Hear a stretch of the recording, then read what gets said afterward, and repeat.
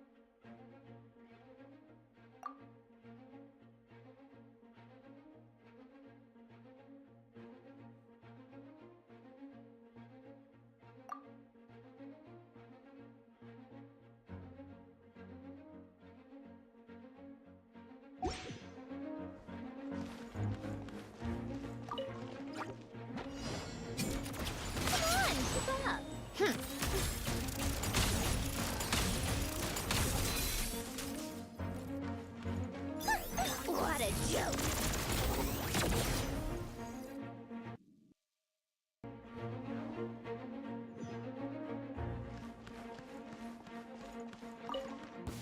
Yeah, yeah. You can. Let's test my hypothesis.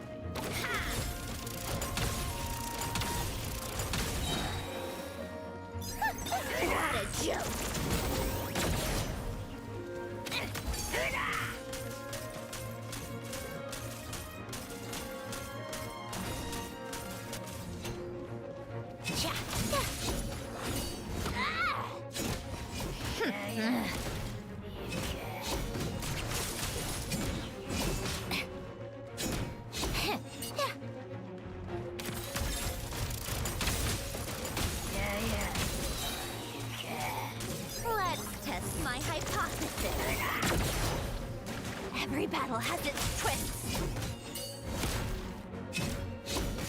Cha.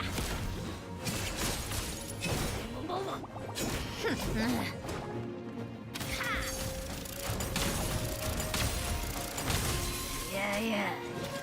Take a break.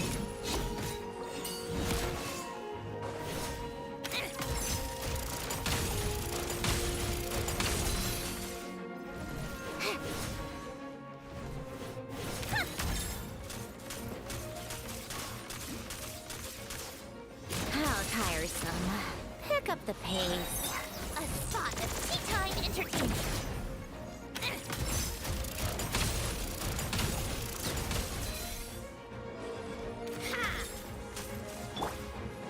Show them.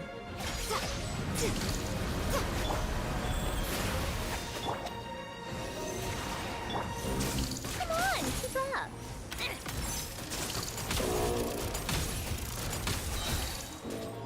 Let's test my hypothesis. Take a break.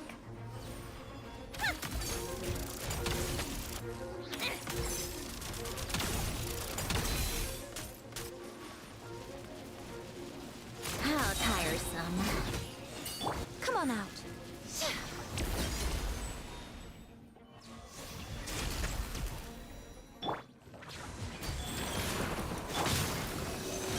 Swirl, mark. Show them. A sight to behold.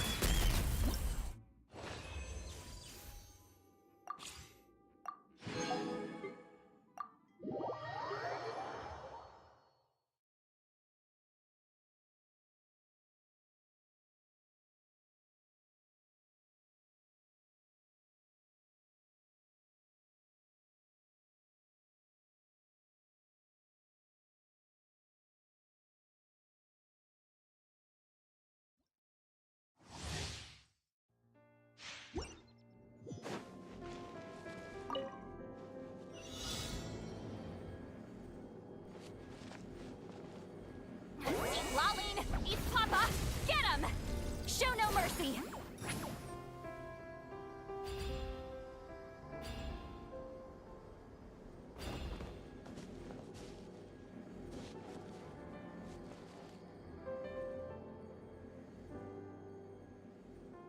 Fulfill our pact! Rise like smoke!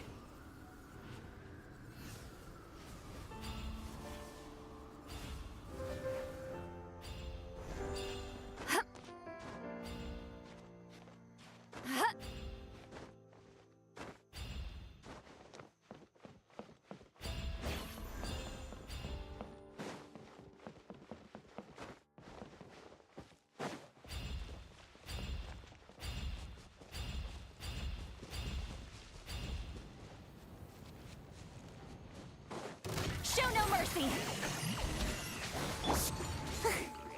Ninjutsu! Freeze! This moment will be frozen. Many happy return! Ha! Sa! Ha!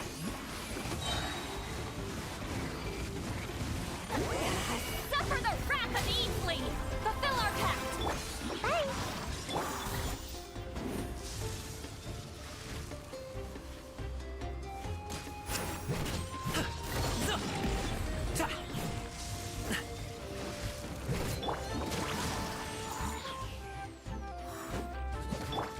Show no mercy!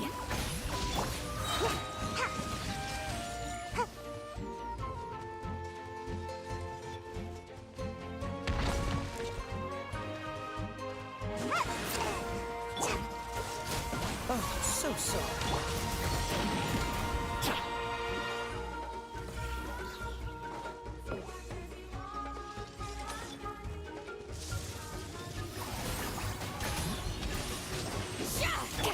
Gotta dash! Cool it!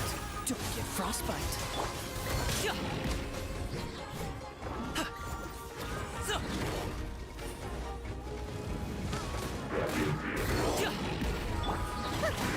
Ninjutsu!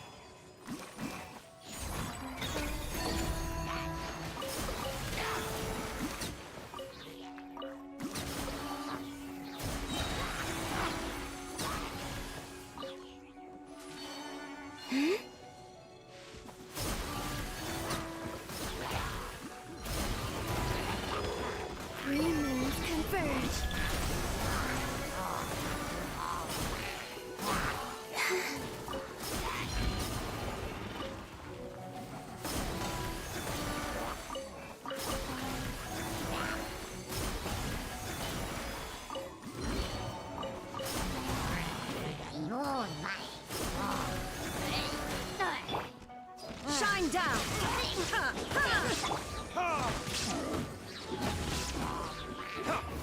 Verdictus.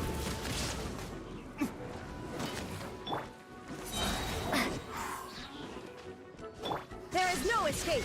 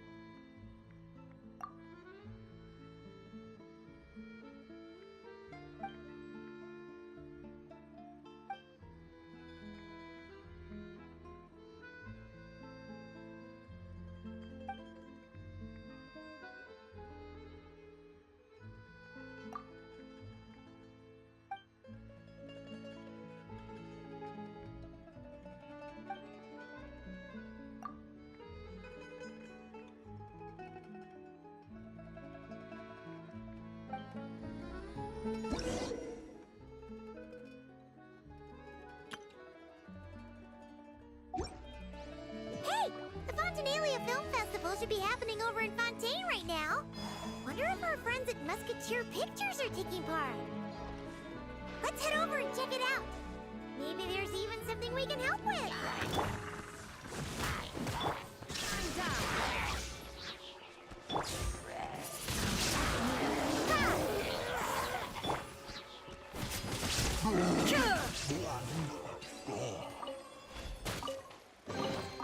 But a momentary distraction.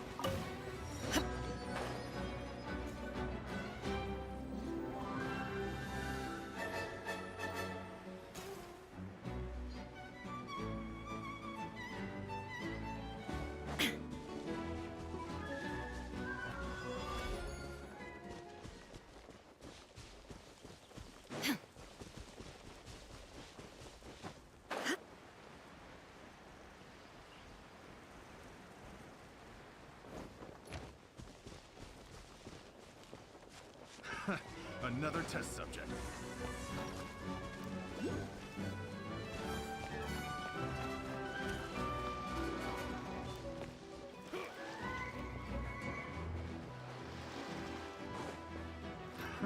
Another test subject.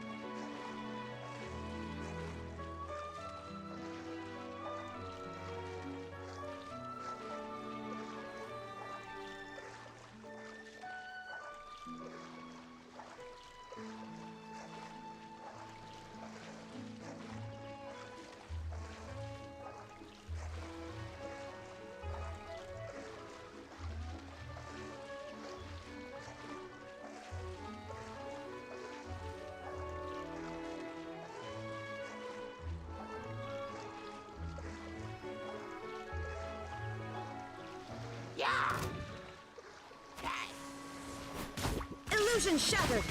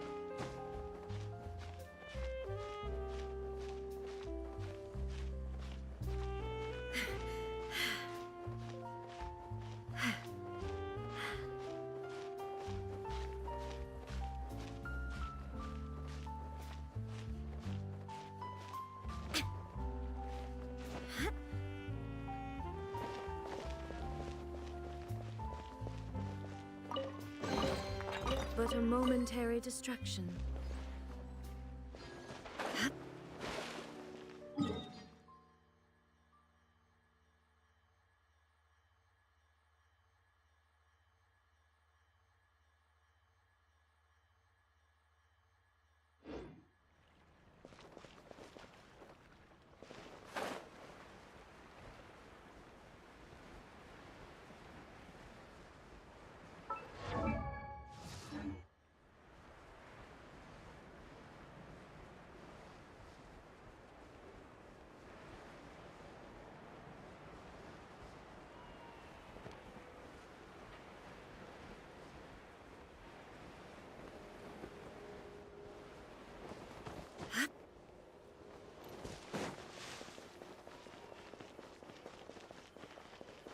Torn to oblivion!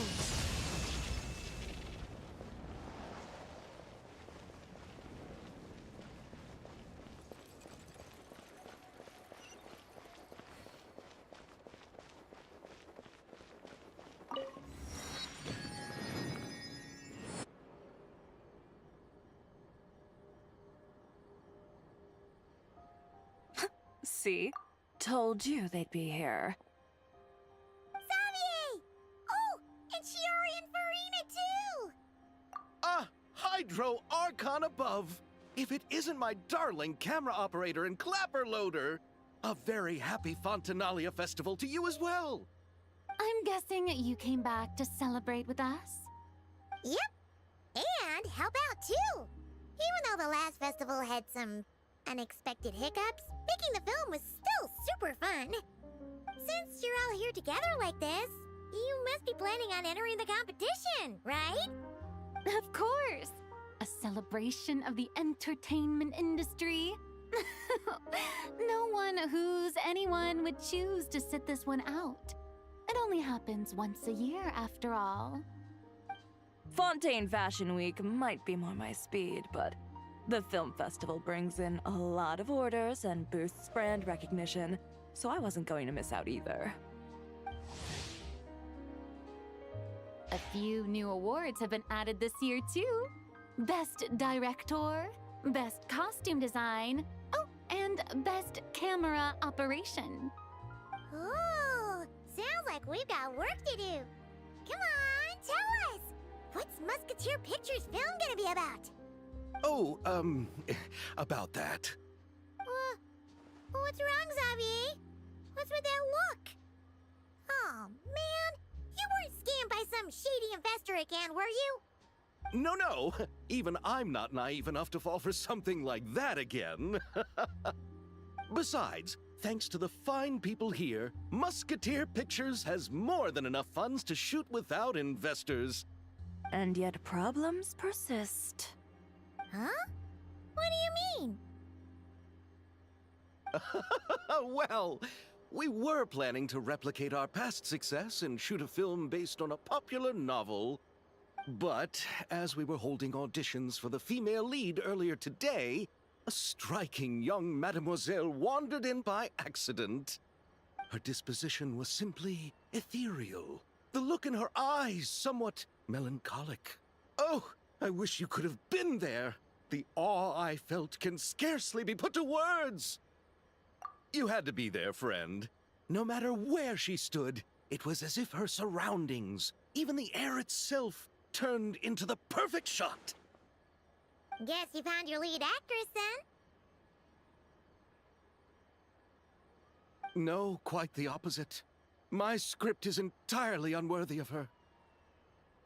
I fear it is. Nevertheless, I couldn't help but approach the mademoiselle to ask about her background and what brought her to Fontaine.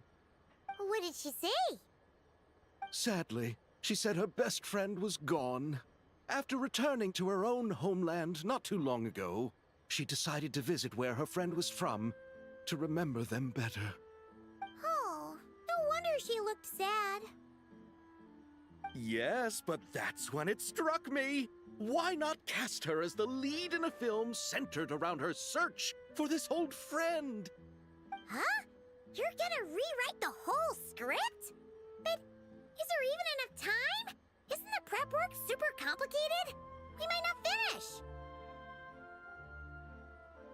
Think about the difficulties we faced with the Two Musketeers. We had to start from scratch back then, too. I'd say we're ahead of the game this time. Guess so, but Don't worry, Paimon.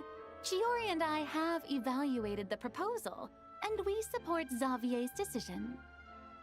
I won't really need to start on the costumes until the cast is finalized, so it's not too much extra work for me. Oh, fair mademoiselles. How can I ever thank you? Finishing the script would be a start. You know, compared to a commercial popcorn flick, I do prefer the idea of shooting a more artistic film.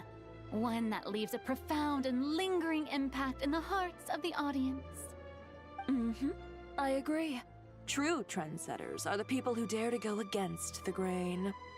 well, leave it to Director Farina to have a vision. Honestly, though, the artistic passion of everyone at Musketeer Pictures is inspiring. Anyway, now that we've heard so much about this lead actress, Paimon's gotta know who it is!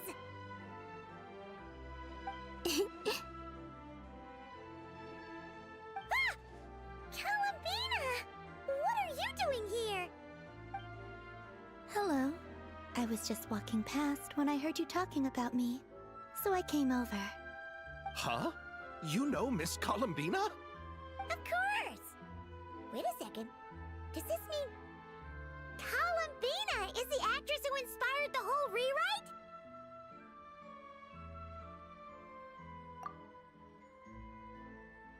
Yeah. Wait,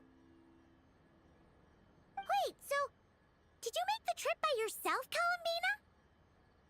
Yes. I mentioned how I wanted to visit other nations once things settled down in Notcry, remember?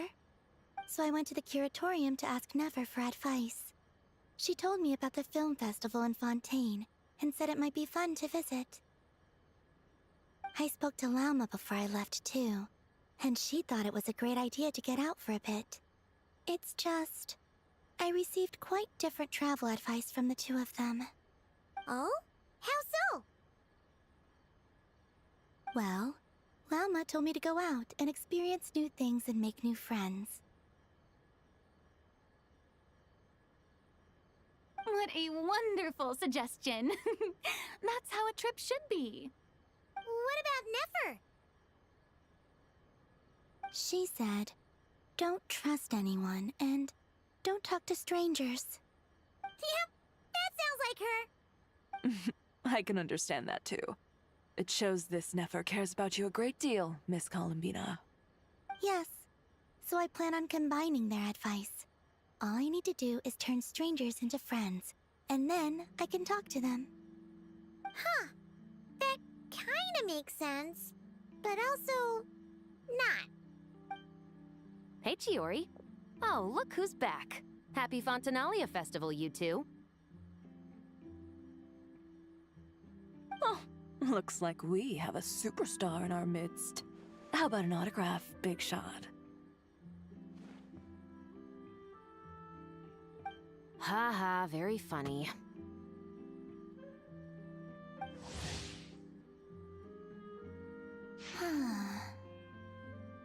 All settled then? Yep, the Duke gave his blessing, and I cleared it with the Udex. During the festival, inmates with good behavior will get a chance to spend some time on the outside. Under the stringent supervision of the Special Patrol, of course. Risley! It's been a while! Happy Fontinalia Festival! Does that mean Veronique and her brother will be at the festival? During a specific window of time, sure. Doesn't hurt to give the inmates something to look forward to. A little sun'll do them some good, I think. This is a friend from your travels, I'm guessing. Thought I heard something along those lines. Right! We should make some introductions, huh? Chevros, Risley, this is Columbina, a friend we met in Notcry. Welcome to Fontaine, Miss Columbina. I bet the weather's been quite an adjustment. Yeah.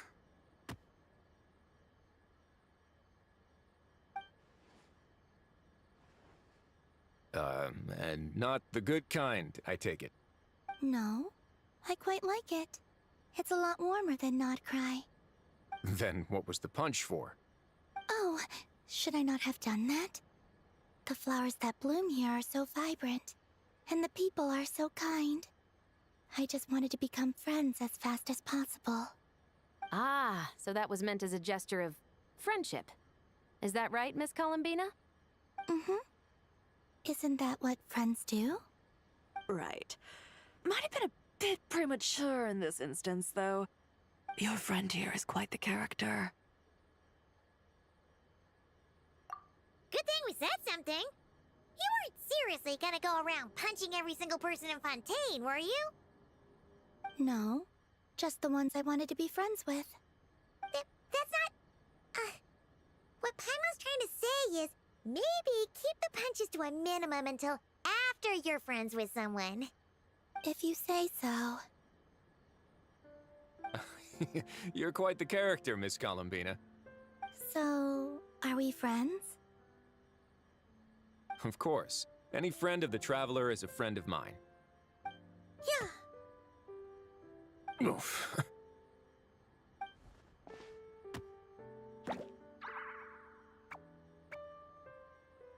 When it comes to friends, you sure know how to pick 'em. So Miss Columbina is the lead actress I've been hearing so much about. The whole thing about her aura is starting to make more sense. You gonna be part of the film this time too, Shivers? That was the plan. But now that Mr. Xavier has changed the direction, I don't think I'm in quite as many scenes. It's all for the best, though. A different crew asked me to help consult on some of their musket work. Oh, sounds like our trusty musketeer is as popular as ever. I'm just going where I'm needed. I'm more than willing to help with whatever this production needs as well. Ah, well, speaking of, would you happen to know if there are scenic locations around the court of Fontaine that other crews haven't booked? The festival's pretty popular this year, so there's not a lot left. You might just have to talk it over with the other productions and see if they'll let you squeeze in here and there. I see.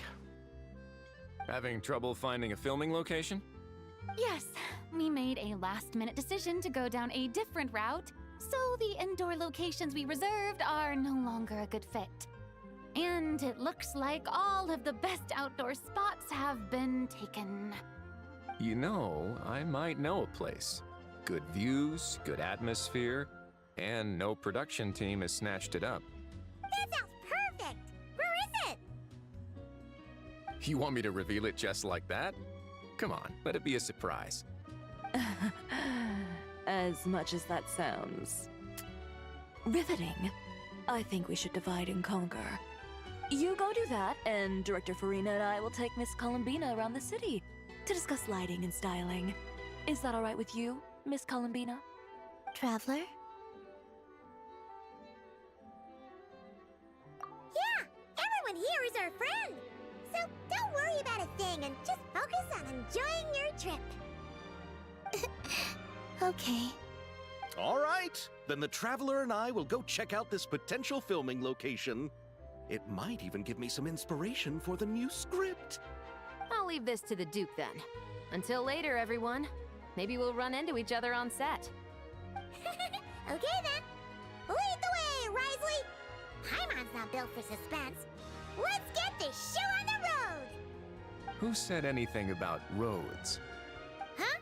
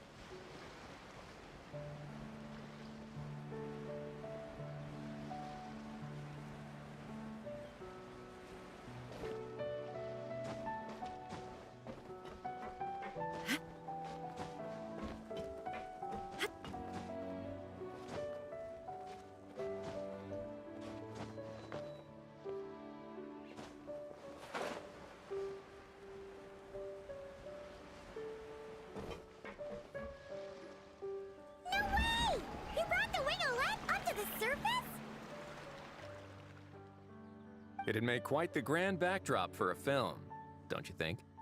Paimon's more focused on the fact that this thing is supposed to be underwater, inside the fortress of Millipede. True. And keeping up with the maintenance on a vessel this big is a lot of work.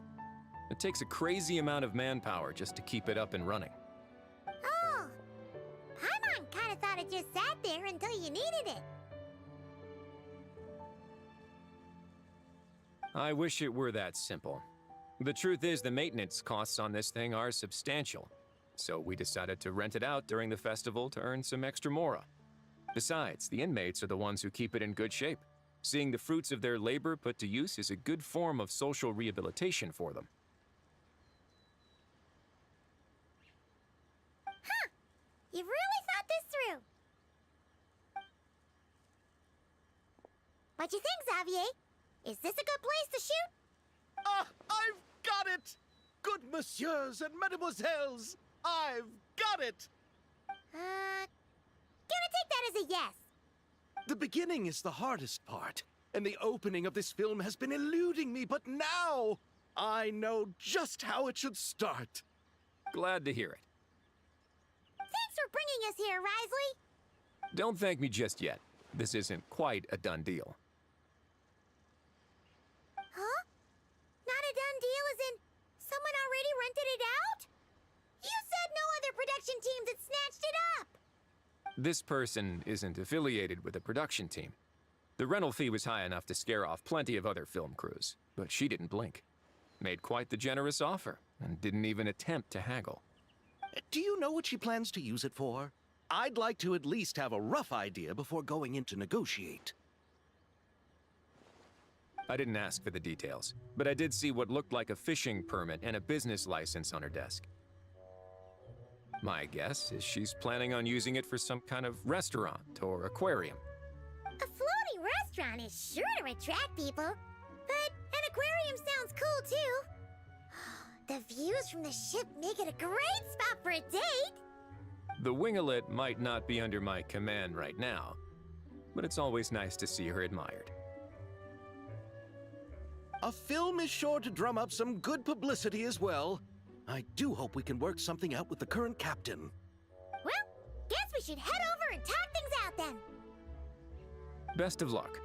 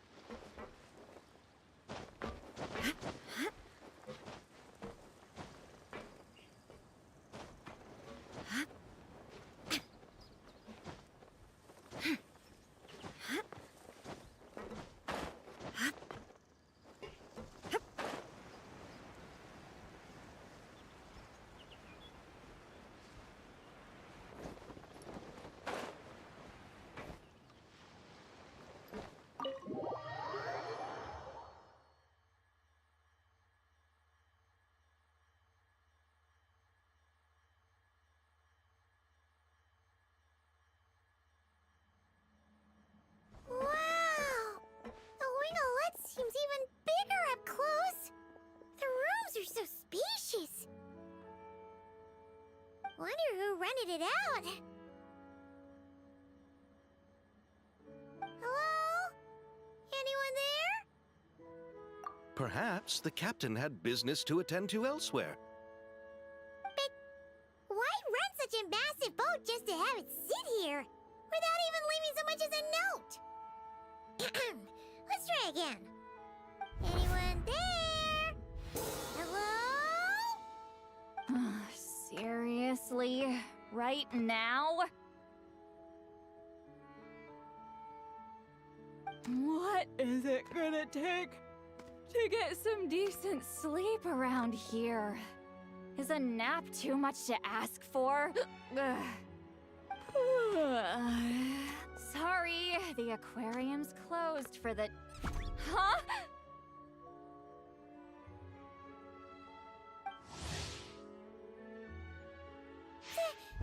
Seat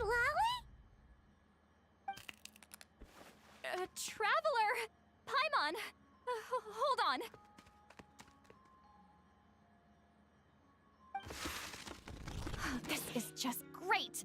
How am I gonna go out dressed like this? What happened to my regular clothes?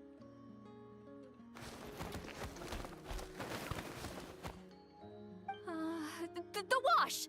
I put them in the wash after I drank too much and fell into the fountain. Oh, this can't be happening! Am I seriously gonna go out like this? Think we might have caught her at a bad time. See, Lolly! I don't want to hear it. Hear what? A single word about what I'm wearing. No comments, none. Is that clear? Oh, yep. Crystal. Huh? You think so? No, wait, I told you not to say anything! What was... her thoughts. I heard her thoughts. How could I forget about that? This is so embarrassing. I seemed a little too pleased to get that compliment, didn't I? Wait, the mind reading went both ways. Does that mean the traveler's hearing all this too? You clearly did! Huh? What did we do? Paimon's not following. Nothing. It's nothing. Let's just move on. Did you need something? You're not here alone, I see. Hello, I'm Xavier, a film director and producer from Fontaine. I meant to introduce myself sooner, I just didn't want to, interrupt. No wonder we ran into each other in Fontaine of all places. You must also be in town for the festival, then. That's right! We're helping Xavier with his film. In fact, we were hoping to shoot some scenes on this boat. You're the one who rented it out, right, Seed Lolly? Me? Rent a boat? I wish I had that kind of spare cash floating around. Not to mention the spare time. Don't get the wrong idea, though. I'm not here to sail off into the sunset and live out some cushy retirement life, okay? I'm not that old. Then why are you dressed like... how did you end up staying aboard the Winglet? Well, I heard one of my favorite light novels was getting turned into a film, so I came to Fontaine to catch the premiere. Originally, I booked a room near the Opera Epiclese, but I'm quite particular about where I sleep these days. I think it's an age thing. And that bed? Oh, I just couldn't sleep in it. I tried to find a different hotel, but with the festival, everything was completely booked. Just as I was worried I'd have to sleep under a bridge or something, I happened to spot a Help Wanted sign on the side of the road. Oh, so you're here to take care of the boat? No, I was hired to man the front desk. The pay is a bit low, but food and drinks are covered. And it includes room and board during the festival. Plus, the job is simple. So I thought I'd give it a shot. Wow! They actually thought you'd be a good fit, huh? What? You don't think I'm cut out for it? All I have to do is tell people the aquarium isn't open yet. Other than that, I'm free to do whatever I want. It's a pretty sweet gig. That's all? Yeah, I was also kinda shocked. But it's not a lie. Head downstairs and see for yourselves. There's nothing but empty tanks. Not a marine animal in sight. Did your boss mention anything about being open to film crews using this space? Our production was hoping to film on the deck for a few scenes. No. That never came up. You could just ask her.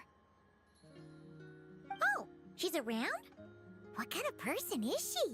We should know what we're heading into. She's nice enough, I suppose. Pretty reasonable, too. Even offered for me to move to a bigger cabin if I was too cramped. Back at the Masters of the Nightwind, I'm used to being the one giving orders. But working under her doesn't feel like being bossed around. She seems to respect what I think. Well, she sounds like a great boss. She did tell me she'd rather not be disturbed, though. She's been working on an important project, so I'd keep it brief. Got it. Thanks for the heads up. All right, the captain's quarters are this way. I can take... Wait. But I'm wearing... Ugh, whatever. I doubt she'll care. Just follow me.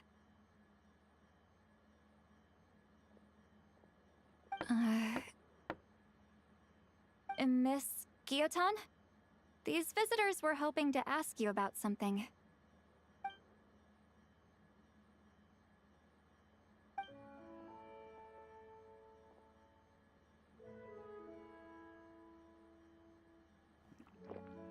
I thought I said to limit the interruptions. Just tell them the aquarium is still...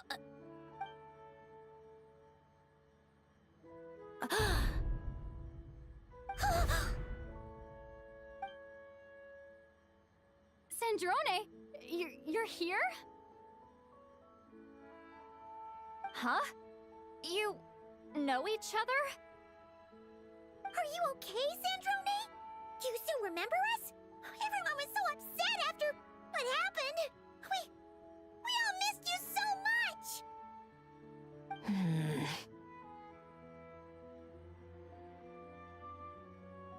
Miss Seat Lolly, why don't you escort this gentleman to the reception area for a cup of tea? I have something to discuss with these two in private. Ah, I see. Right this way, Mr. Xavier.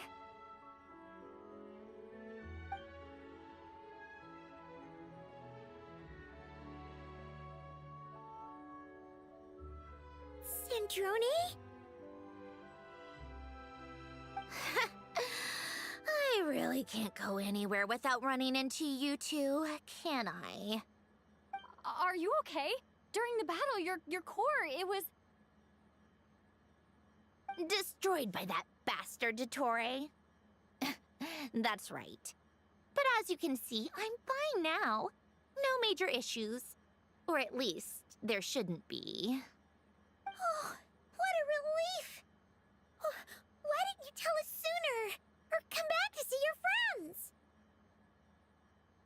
Now that I have the chance, I just want to say... Thank you for saving me. Huh? Don't get the wrong idea. I only saved you so we could complete that formula and defeat Dottore once and for all. Even if he did crawl back from the grave to make us all miserable again. That doesn't matter. You're still a hero. All right. But it wasn't just me. All I did was lend my brilliant mind to the cause and take care of one part of the plan. Although, I'm not denying it would have fallen apart without me. You got that right. You're amazing. But how did you go from a... you know... From a lifeless pile of scrap to looking like this? Well, my mom was trying to put it a bit more gently, but... yeah. Where do I even start?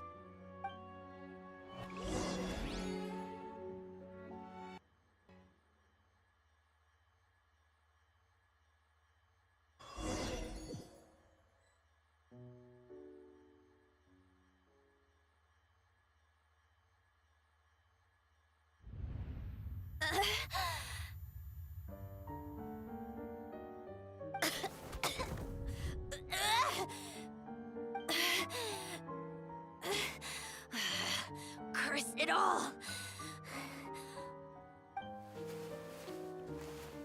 Where am I? Did we do it? How much time has passed? I'm not in one of that lunatic's experimental labs, am I? Wait, Fontanian decor. Books from the Research Institute. Phew. One thing at a time. Initiate self-diagnostics. Assess the extent of the damage. Cut power to compromised, non-essential components. Then reconstruct available action modules. Severe damage to the core. Dotori, you bastard. Polonia?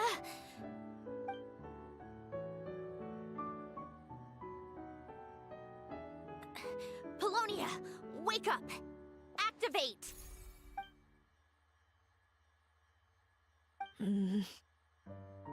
You're in even worse shape than me. Internal gears and energy circuits are barely intact. Extreme damage to the core, just like me. Rebooting is off the table. Even if I could repair the damage, I don't know if... You used up all your critical energy in those final moments, didn't you? To protect the core of that guy in the hat, and the numerological array. Wait, the array. Yes! The prototype is still here. But can I even run it in this state? Whatever. I have to try. I just need to confirm one thing. Activate the numerological array. Connect the computing core to my body. Just like I thought. It needs too much computing power.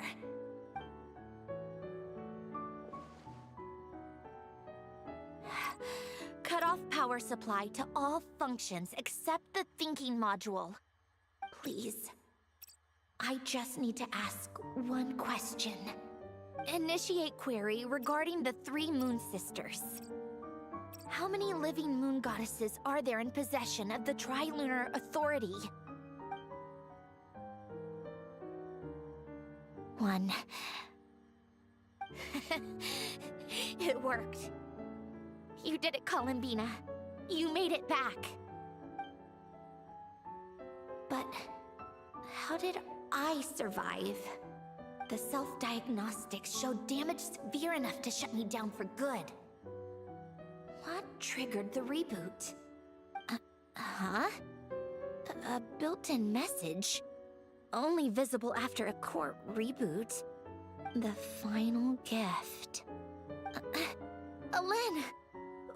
Were you the one who gave me the second chance? But why now? What activated it? What is that? A vision? Wait, no. It's a stellar linchpin?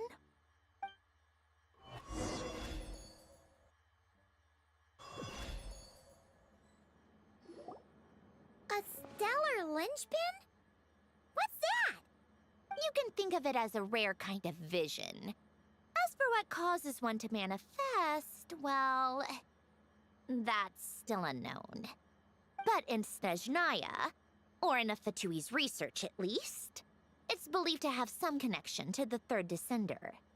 The third descender? We knew his remains were used to create the Gnosis, but this is the first we're hearing about a stellar linchpin. You knew about the remains? Right, of course. Look who I'm talking to. Yes, the Heavenly Principles used the remains of the third descender to create the 7 Gnosis as a means to consolidate the Archon system. Visions result from that same system, so extrapolating from there, it's clear that the manifestation of a vision is also, to some extent, related to the third descender. Still following? For those that wield them, visions serve as a means to channel elemental power. The same is true of stellar linchpins. The difference is that, when wielding elemental energy, stellar linchpin users often exhibit a unique kind of power that seems to come from beyond to that. It's believed that, when a stellar linchpin manifests, impurities from the remains of the third descender get fixed in place. Hence the name. But That's also believed to be the source of the strange power I just mentioned. We've heard that visions can appear when someone has a really strong wish or desire. Stellar linchpins sound kind of similar, so does that mean... Huh? Oh, don't look at me like that. I've never had any grand wishes or aspirations. Just a list of things that drive me up the wall. So if you're asking why this thing appeared, I have no clue. All I know is that without it, the gift Elen left me, this built-in second chance, never would have triggered. The damage to my core was too severe. But thanks to the stellar linchpin's manifestation, it did trigger.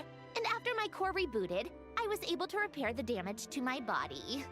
I also managed to import the numerological array, along with some of Polonia's surviving algorithms, into this form. Wait, does that mean Polonia is... Yes. Unfortunately, Polonia is... beyond repair. Oh, we're so sorry to hear that. But you also mentioned something about a final gift? Yes. Elen often spoke to me about wishes and desires when he was alive. I suppose he thought there might come a day when I wished for something, and was willing to sacrifice my own life to fulfill it. So he left me a chance to start over. No, never. Elen once said I was his proudest masterpiece. That might sound boastful coming from me, but it's also an undeniable fact. After Elen died, I started studying how Polonia and I worked. Polonia is essentially a computational machine, so it wasn't difficult to figure out the mechanical principles there. But when it came to my own structure, that's when Elen, the Lord Artificer's true greatness, struck me once again. I attempted to imitate it when I created Catherine, but in the end, she turned out to be nothing more than a superficial replica. What? But his creation skill, Catherine, is super impressive. We were shocked when we first found out she was a puppet. No, she's nothing compared to what Elen was able to create. Some of the mechanical principles of my own core are still a complete mystery to me. Keeping that gift hidden wasn't even a challenge for him. Just a shame I had to waste it on fighting Dottore. I just couldn't stand the thought of him coming out on top. If you put it that way, the world owes me a whole lot then, doesn't it? Wait, but all this still doesn't explain what you're doing here. Risley said you rented the ship and even had some kind of fishing permit? That's because I'm trying to go back to the place Elen and I lived when he was alive. My former home, I suppose you could say. The second chance wasn't the only part of the gift. According to the message, Elen left me a few other things that are stored in the house we shared together. I'm hoping that whatever he left me can help fix certain anomalies in my rebooted core. And help me understand why I received a stellar linchpin in the first place. Okay, so go back then. What does that have to do with fishing? And to think I'm talking to the saviors of Fontaine. Did you forget that the water levels have been rising for centuries? I can't just go back to the place I used to live because now it's underwater. Oh, right. With the rising water levels and changes in terrain, it's not just a matter of finding where it is, but also clearing away any sediment or debris. But Fontaine law prohibits unauthorized individuals and organizations from excavating underwater ruins. A Melazine caught me the minute I even made an attempt. Why not apply for authorization then? And face the endless slog of Fontanian bureaucracy. No thanks. Besides, I'm a Fatui harbinger. The diplomatic implications alone would be enough to give the gestionnaires at the Palais Mermonia a headache. A fishing permit, on the other hand, isn't difficult to obtain at all. Minimal paperwork required. And under the name Guillotin, the application was a cinch. So you're exploiting a legal loophole? Am I? That underwater home belongs to me. If I happen to chance upon it while doing some fishing, what's the issue with that?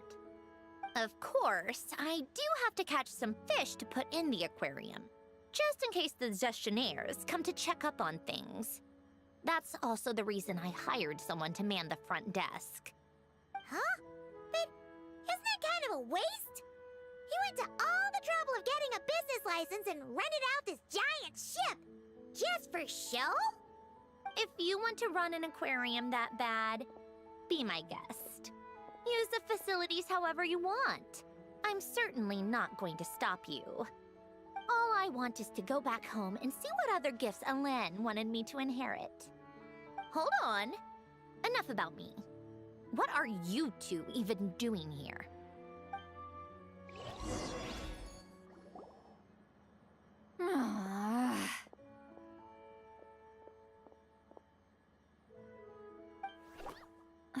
Seriously? They've been in there forever. The reaction when they saw each other was strange, to say the least. You're lucky I was nice enough to leave the room and give them some space. Back in the Masters of the Nightwind, I'm the one who gets to kick people out. I just want to know what they're talking about. Should I cast a little eavesdropping spell? Oh, no, what am I thinking? I'm Granny Eastly, the great shaman of the Masters of the Nightwind. I can't do something like that. This is just ridiculous. Making me wait out here for so long? Where's their respect for their elders? Oh, here they are. Were you back there arguing or something? What took you so long? The two of you are already acquainted with Miss Guillotin, then? Oh, yep. But don't worry, we got everything sorted. Sandrone agreed to let us shoot on the ship, but it has to be when she's not here. When she's not here? That's right. You'll excuse me if I didn't exactly ask for this little reunion. I wasn't planning on seeing anyone. Like I said, my core is severely damaged. Even with the gift, there are anomalies that are making things unstable. I don't even know if I can continue to function without issues. So the priority is to fix these anomalies and get answers to my own questions. Then, I can see the people that need seeing. Anyway, just let Sandrone know when you plan to film Xavier, and she'll, steer clear. I do hope I'm not causing Miss Guillotin too much trouble. No! She just wants to keep a low profile for her own, complicated reasons. She doesn't want anyone else to know she's here. Understood. I'll be sure to keep that in mind. Oh, and Silale? Huh?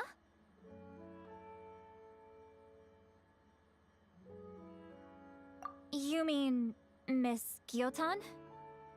What does she want? Oh, please don't let it be about the pajamas. What? The 7th of the Fatui Harbingers?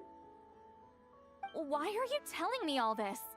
I asked the Traveler about you, and I've decided it's best to be open in this instance. I can understand if you would rather not work for a Harbinger. Regardless, the room on the ship is yours to keep. You're an acquaintance of the Traveler, and I plan to honor that. Wait, she's actually nice? It's not a problem.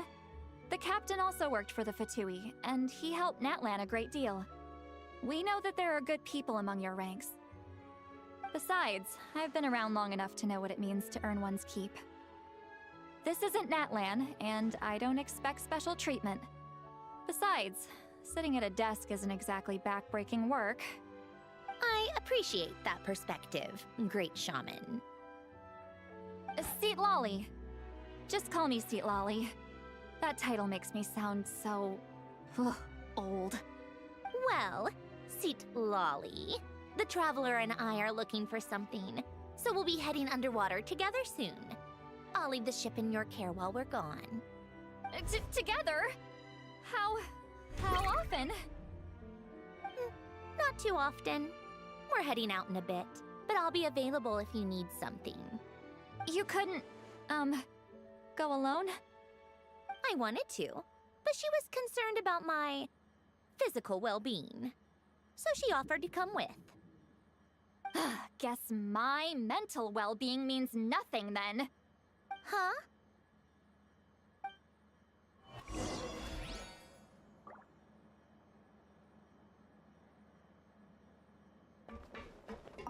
Miss Guillotin is so generous. We talked it over, and she agreed to let our crew come over and do some test shots while you two are out.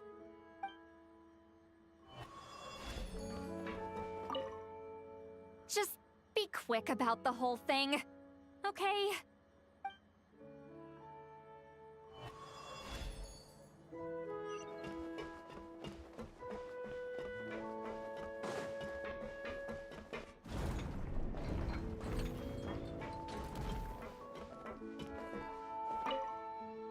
All right. Our first stop is the Barrel region. After Alain left the Fontaine Research Institute, he lived in seclusion somewhere around there.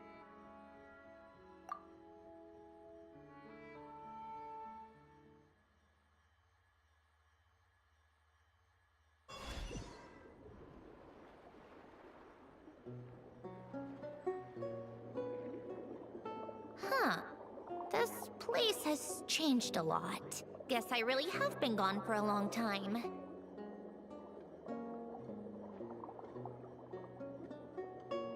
Let's look around and see what we can learn. Oh, and don't forget to catch a few to take back. We need to keep up appearances, remember?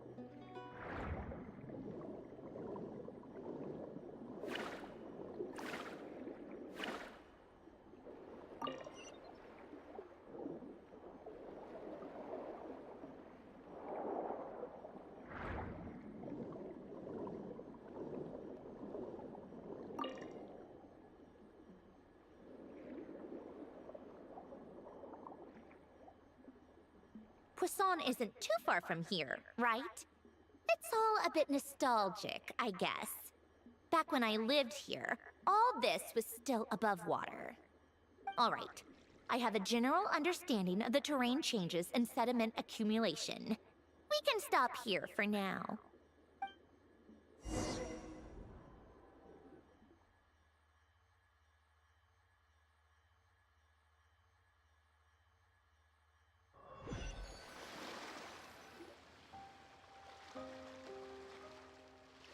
That went smoother than expected. I appreciate the help. No problem. You doing okay though, Sandrone? Seeing your home look nothing like you remember, that can't be easy. I'm fine. Times change. People change. That's the one thing you can actually count on. I made peace with that a long time ago. You should head back and put them in the aquarium tanks. We finished ahead of schedule, so your crew is probably still on the ship. I'll follow in a bit. Right. Xavier said he was gonna test out a couple of shots.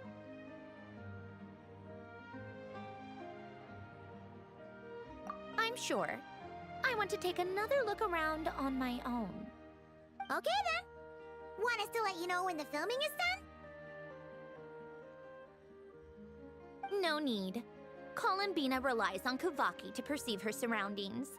In Nodcry, her senses are heightened because Kuvaki is everywhere. But here, as long as she doesn't activate her abilities, her range of perception should be equivalent to an average person's line of sight. I figured that out back in Snezhnaya. That's oddly specific. I have hiding from her down to a science. So, what? Things might be a bit different now that she's merged with the Moon Sisters, but I doubt there's been a drastic change. The point is, you two can head back. Don't worry about me. Okay, if you say so. Come find us on the ship if you need anything.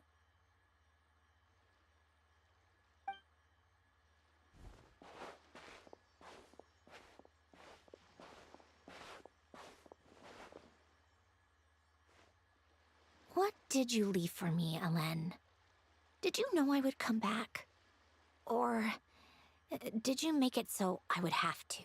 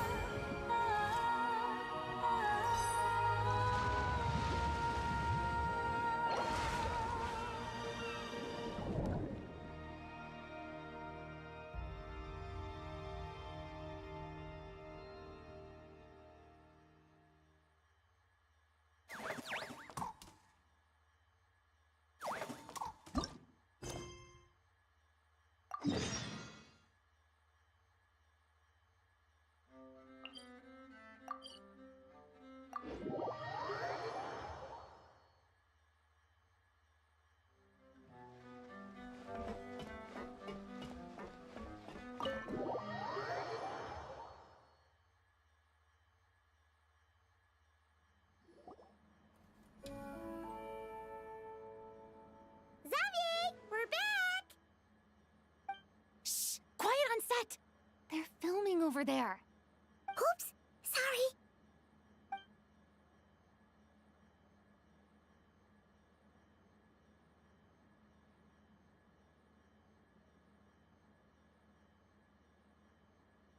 What's your take, Detective? Bullet wound to the chest. Gunpowder residue on the clothes. The victim must have been shot at close range. You think it was someone they knew? Yes. It's possible the suspect arranged for them to meet at this very spot. A reasonable deduction. But you're overlooking a crucial clue. What? The victim's pocket watch is missing. And cut! I think we got it! Good work, everyone! Phew, finally. Acting was nerve-wracking for me when I first tried it too. Just loosen up, and you'll get used to it in no time. Chevres! Charlotte!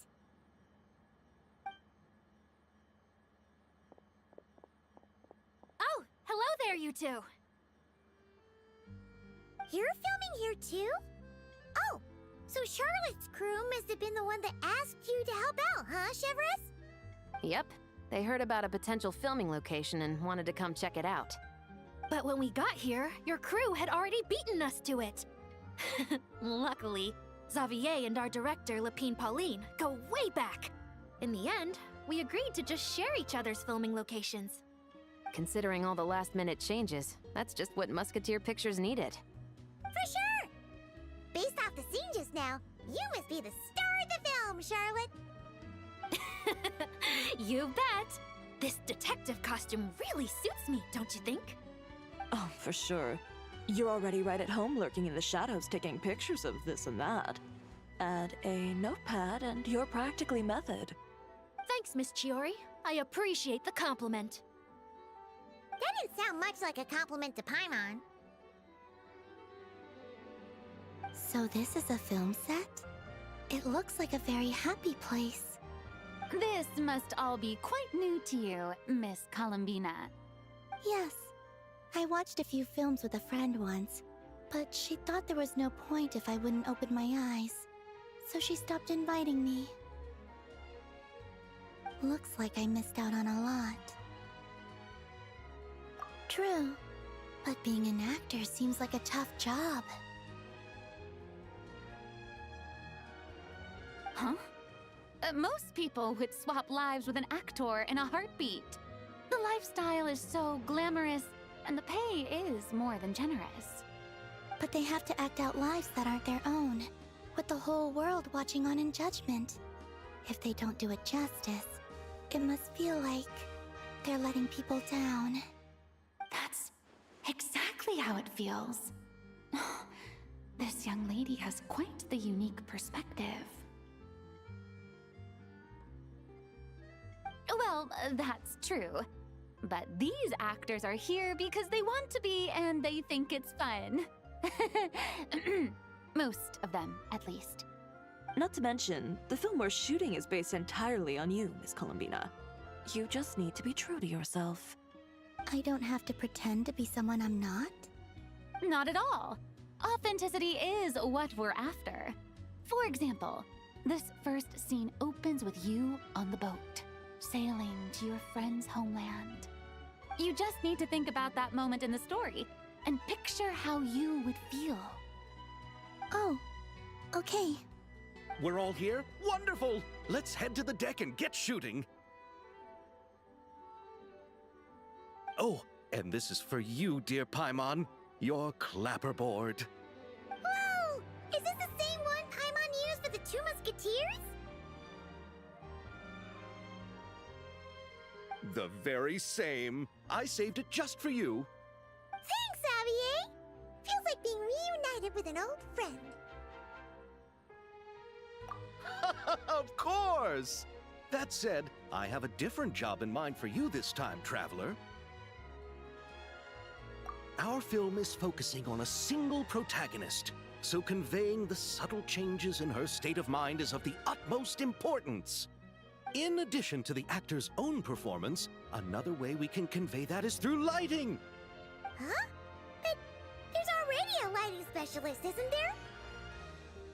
Yes, but it's clear the Traveler and Miss Columbina share a deep bond. You might have a better chance of understanding her frame of mind in certain scenes. Oh, that makes sense. So, what do you say? Willing to take on the role of lighting specialist?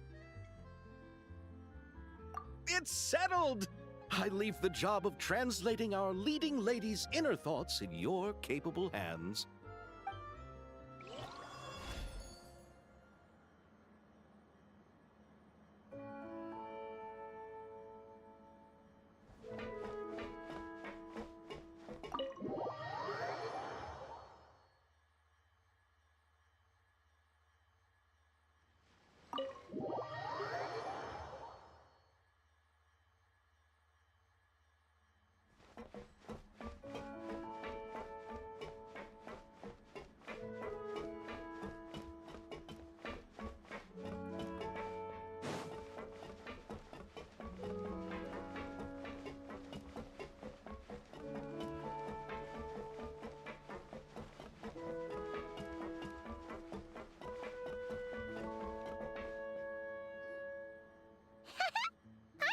A bunch of fun filling up this aquarium. Since Sandrone doesn't mind, we should definitely catch some more fishies and make this place extra beautiful. Hey, you two. Come over here. Huh? Is everything all right? Here. This is for you. What is it? It's an underwater mobility device I've been working on. Huh? Wow! So kind of you, Sandrone. It's just a simple mechanical device. I saw the way you were catching fish and... how should I put this? It seemed somewhat... unsophisticated. To be perfectly frank, I found it quite difficult to watch. Was it really that bad? It was inefficient, unskilled, and completely and utterly inelegant.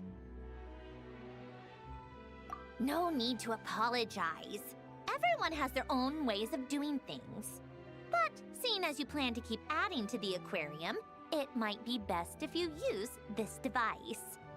The waters of Fontaine are home to more than just harmless ornamental fish. There are plenty of predators who could do you some real harm. This device will not only help you fish, it'll also help you flee. All right. Oh, and if you're going for a swim, go now. And don't forget to tell me what you think of the device. I can always make more adjustments if you have any feedback.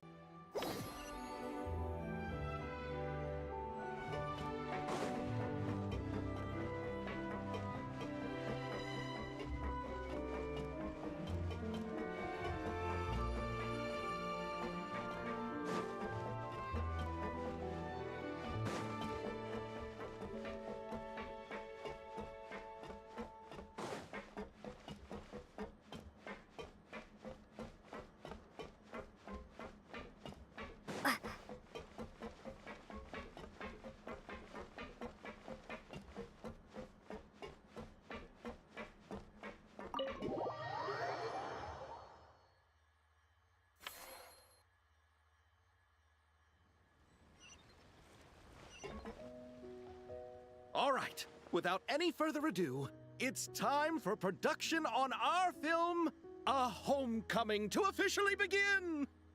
Turning it over to you once again, Director Farina. All right. Positions, everyone! Camera operator, clapper loader, get set up. Let me know when lighting is good to go.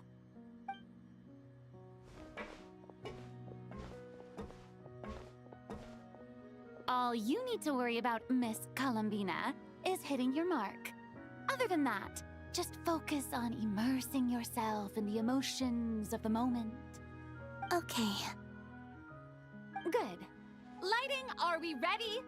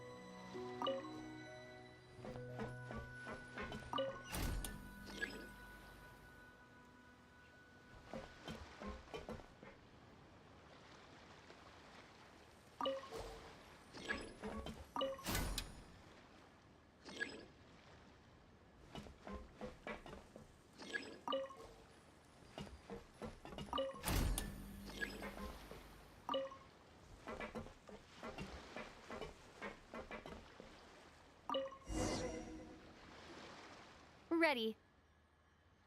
All right, quiet on set. 3, 2, 1, action!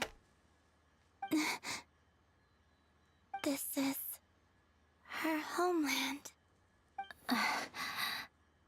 Columbina. Cut! The emotions I'm looking for were definitely there. Let's just try to keep it a bit more natural. Oh, but definitely keep that gesture at the end. I loved how real it felt. You looked genuinely moved. All right, if you're ready, let's go for another take. Miss Columbina? That presence, it kind of felt like Sandrone?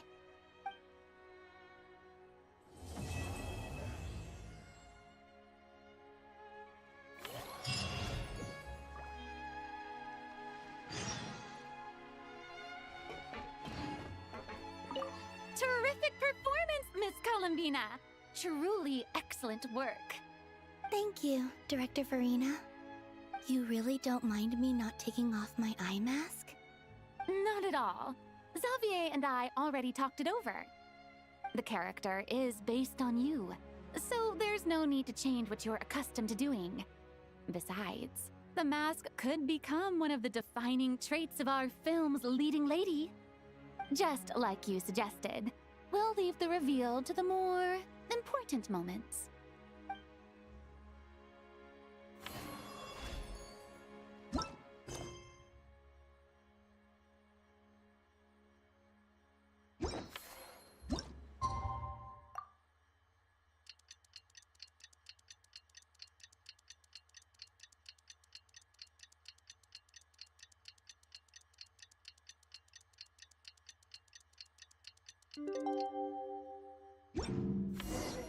Sandrone said that if everything goes smoothly, we should be able to pinpoint the exact location of her home today. Let's head to the wing-a-let and meet up with her.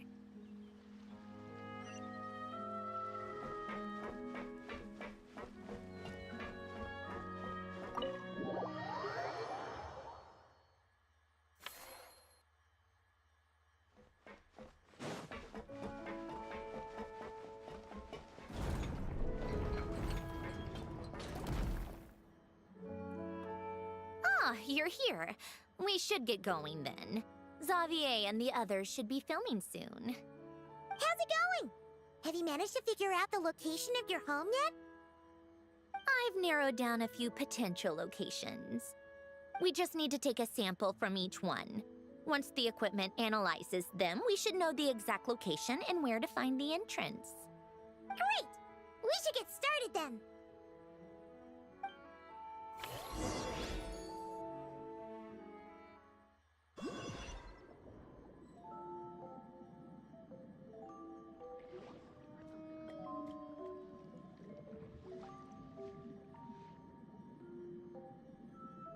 All right, let's get a move on.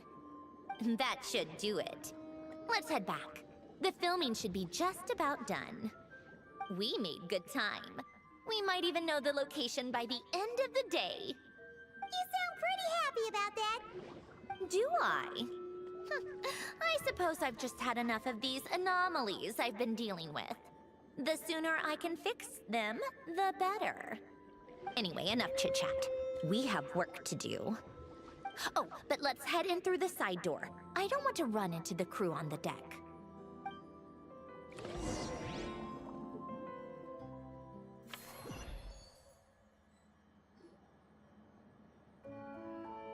All right, now we just need to wait for the results. Since we have some time to kill, I suppose I might as well see how this aquarium of yours is coming along. You seemed quite enthusiastic about it, after all. It's really coming together!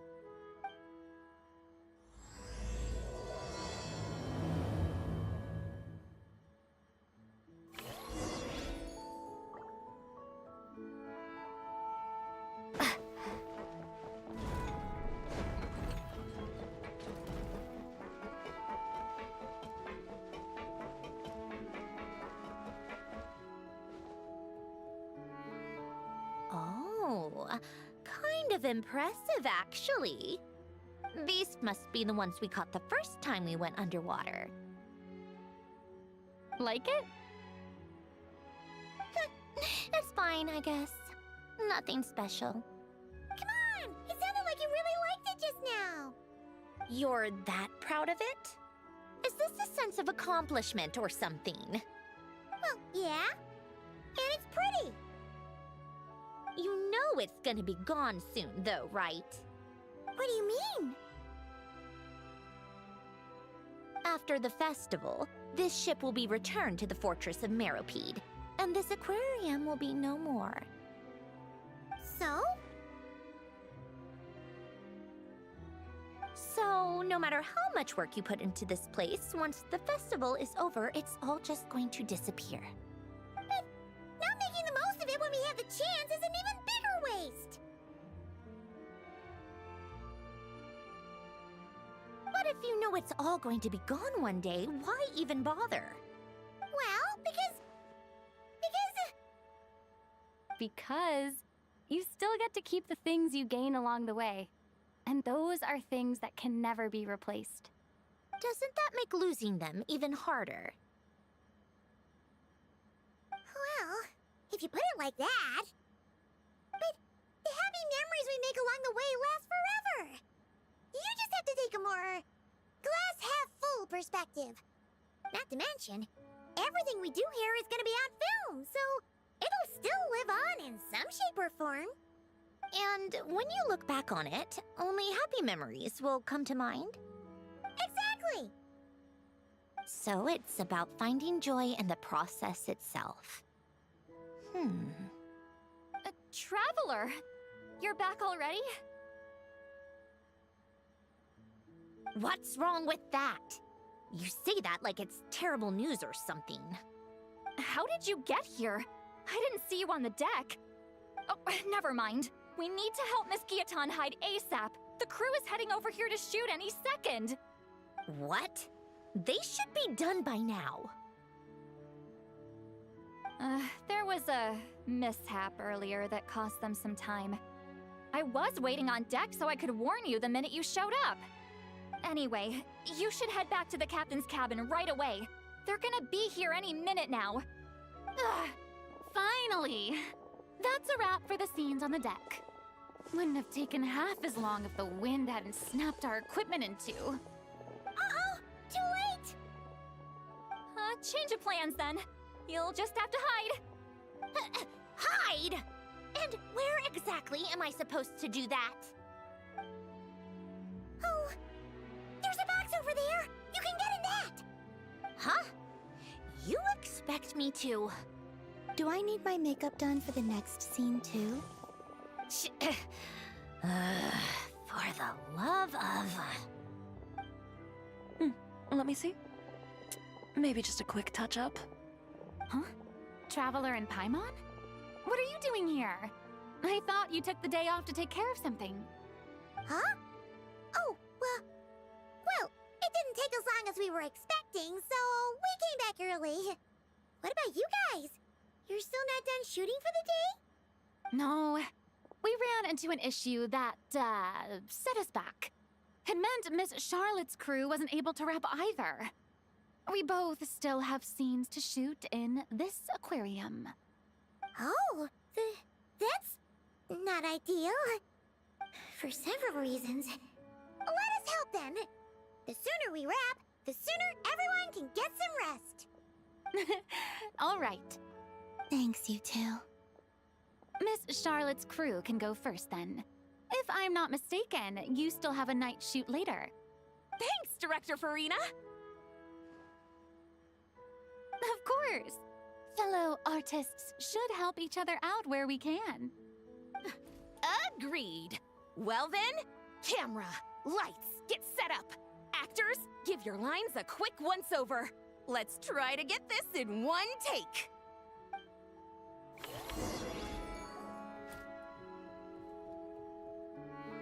All right, places, everyone! And 3, 2, 1, action! So, the story ends like this. But when Duke St. Germanus departed, he clearly said that everything was beyond redemption. Huh? That sounds familiar. Wait, it's from that novel I came across while researching the numerological array. He's only a genius when it comes to mechanics, and everything else, he's just an ordinary person. Huh? What was that noise? Whatever, I'll just fix it in post. Mr. Koba, please don't speak as if I were the accomplice. Not so hard.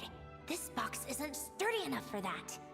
This is why I keep saying, don't put too much trust in Clockwork Mecha. Unlike humans, machines don't have a heart. A heart? That's right. It's what's on the inside. It's also referred to as someone's soul, or likened to free will. You can think of it as a person's core, what makes them unique. In general, though, people don't believe machines are capable of having a soul. You said my emotion module was faultless. It is, but that's not quite the same thing. Do you think I have one then? A heart? I don't think so. I know so. The question is, do you recognize it within yourself? That's where you're wrong. I can't believe this. Forcing me to hide in a box and listen to this drivel. Me. In the end, clocks tick through tranquil years. Fish swim in crystalline springs.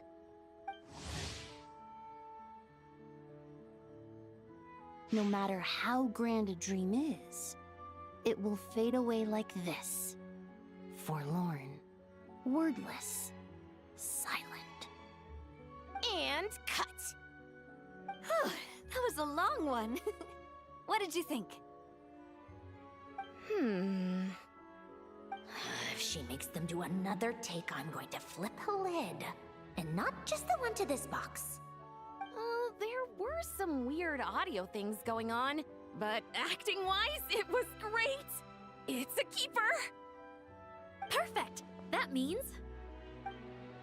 I can get out of this box. it's our turn. Camera operator, set up for the next scene.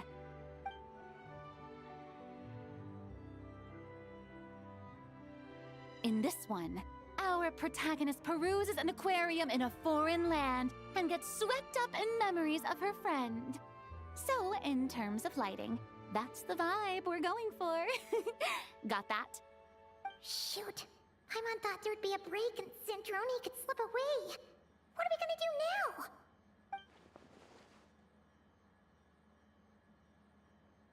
Break a leg! Yep, we're headed off to shoot our next scene.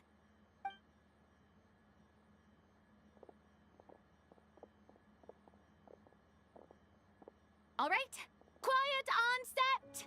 We're about to start rolling. Ready, Miss Columbina? Miss Columbina? I think she would like this. Quick, we should roll on this. It doesn't forage with the others, or prey upon its smaller kin. Instead, it remains where it is, cradled in the coral's quiet beauty, as though the raging cyclones above are of no consequence. And yet, she still stood before the cyclone in the end. So I think that story has it wrong. She is no different than us. She has a heart. Columbina. Hmm?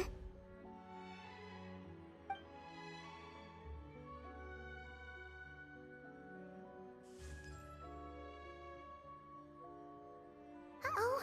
Is she onto us?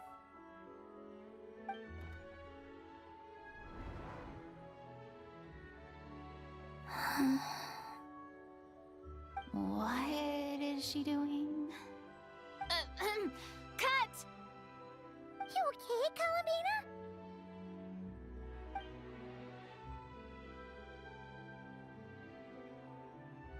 Hmm? Oh, yes. I just thought... Why don't we take a short break? It's been a long day of shooting so far.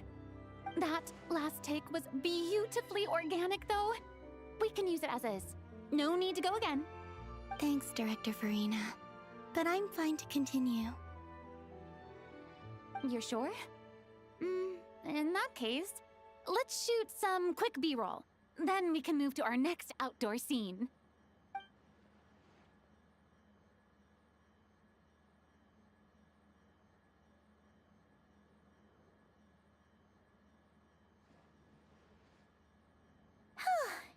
We're in the clear this time.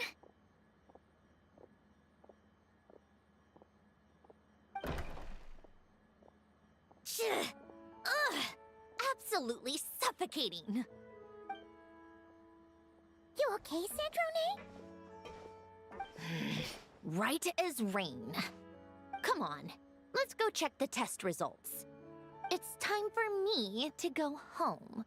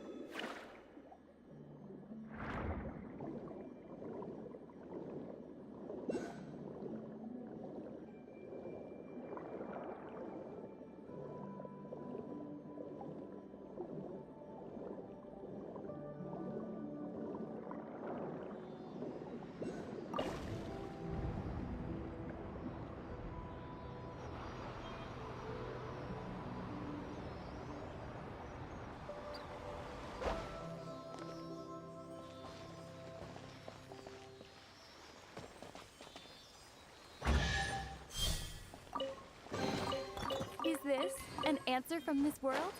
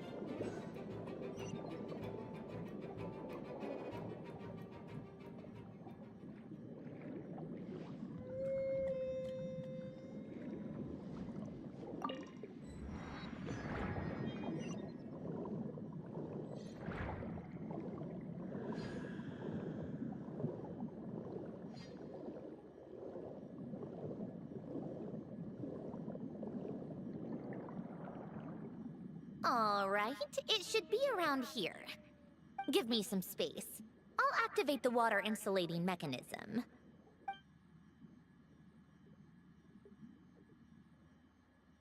The what? Alain, much like Renee, had long predicted that the water levels in Fontaine would rise. Thanks to his expertise in mechanics, he was able to implement a few simple measures to protect our home from flooding. I told him there was no need, that I would just move when the water rose too high. But it would seem he knew a day like this would come.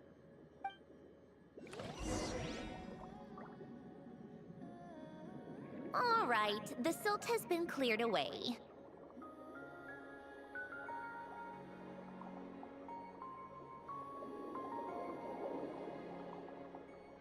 Go activate the mechanism for the first sluice gate. That will fill the empty middle chamber with water.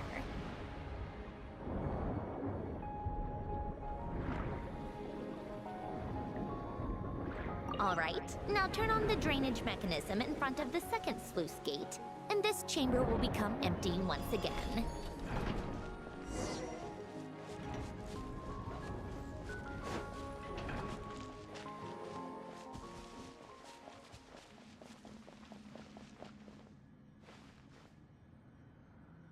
So, this is where you used to live? It's beautiful! There's even a garden! Back when I lived here, it was my job to tend to the potted plants and flower beds. Still growing strong even after all this time. Who would have thought? If the weather was nice, I would take Alain out in his wheelchair and we would go for a walk. Before long, we started bringing Polonia along too. Come to think of it, I was the only one who could get around easily back then. Polonia always got stuck at some point, and it was up to me to launch a rescue mission. Happy? I suppose they were. Uneventful, but pleasant. Repetitive, but peaceful. It was like living in a world where time didn't exist. Of course, that was all just an illusion. Death still awaits all of us at the end. Oh. All right, enough standing around. Let's head inside.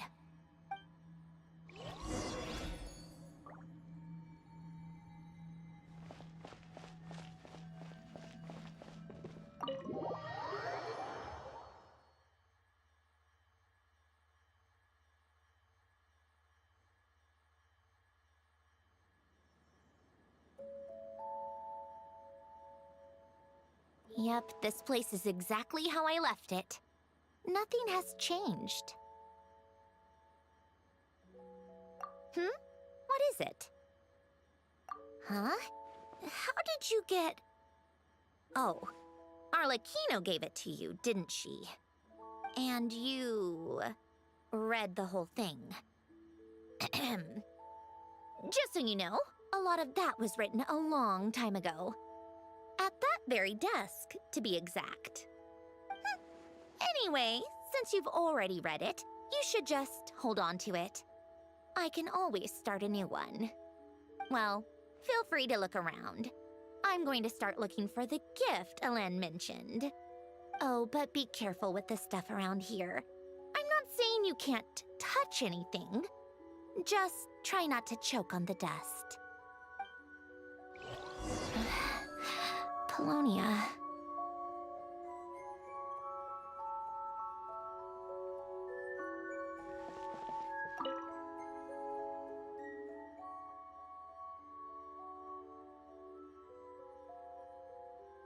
Oh, I played with these when I was little. During the first few months after I was created, I mean. At first, Alana and I would play together, but it didn't take long for me to become unbeatable. So, Polonia and I played together instead. Yeah, these don't look like Paimon's kind of games. Logic and math puzzles? Those happen to be my specialty. It's been so long. What do you say? Should we play a few rounds? Let's go with this one. The gears on the left are stacked from largest to smallest. The goal is to move them to the other side in the fewest number of moves. Just remember, you can't stack a bigger gear on top of a smaller one.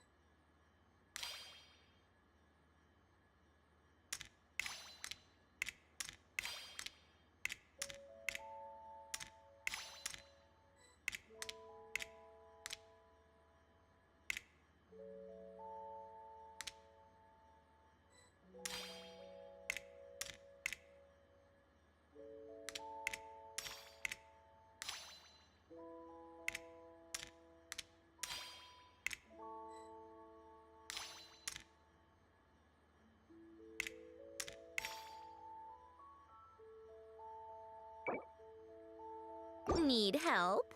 You seem stuck. This should go here, then this here, and done. Well, what did you think of the game? You showed quite a bit of promise, too. We should do this again sometime. There are other puzzles we could try.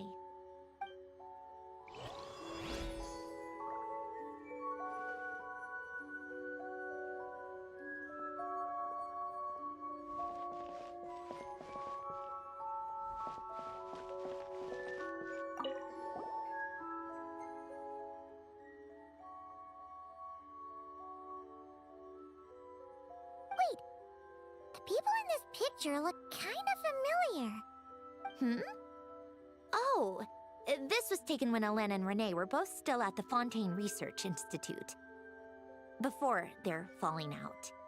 In his later years, Hélène would often sit by the fireplace and stare at this picture, wearing an expression somewhere between guilt and longing. He said he sometimes regretted not helping his friend when he needed it most, even if just to stop him.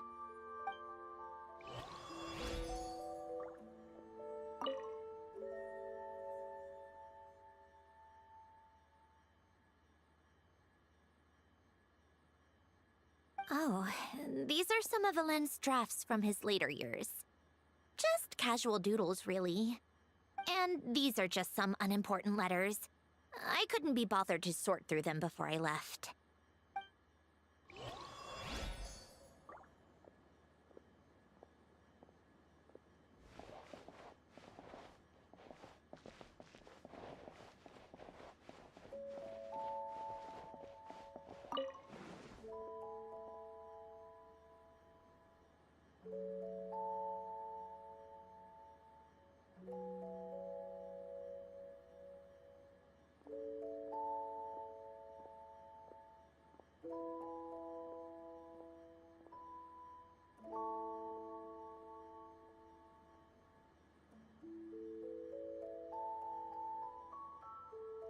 Old notes.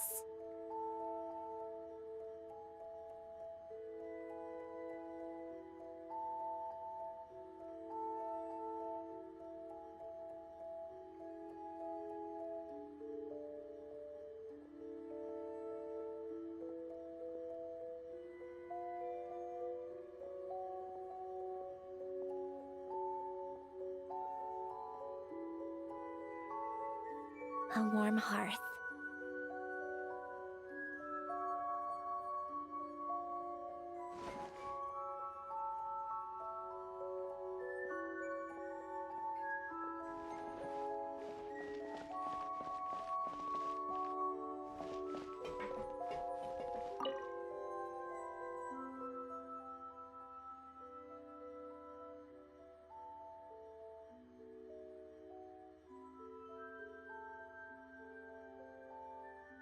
This was Hélène's workbench. Later on, of course, it became mine. It's where both Polonia and I were brought to life. Before Hélène was bedbound, this is where he would teach me about mechanics. I would sit and listen, chiming in with questions here and there. Later on, when he got too sick, I took over and would work on Polonia here.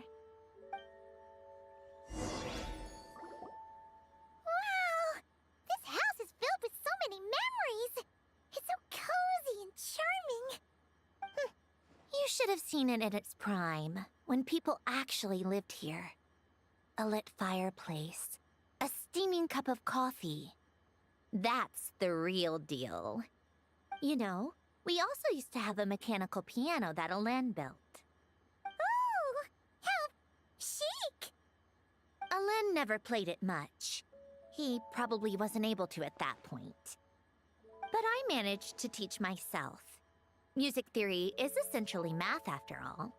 Once you learn the patterns, it's not really that difficult. I loved perusing Hélène's collection of classical music.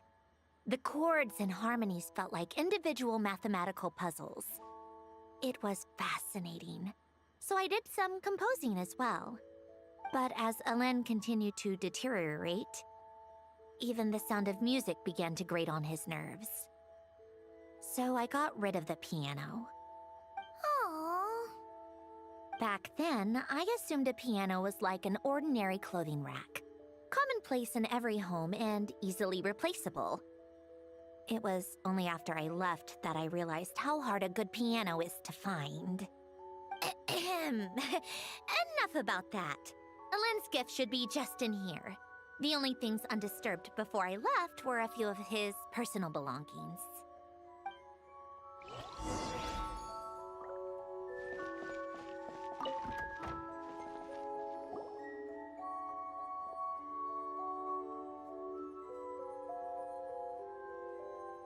Wait, There's a hidden compartment at the back of this box. Looks like it's locked with some kind of gear mechanism. Knowing you, Ellen, I'm guessing it goes like this, then like this. Got it. Am I a genius or what? Let's see here. A box? Well, you gonna open it?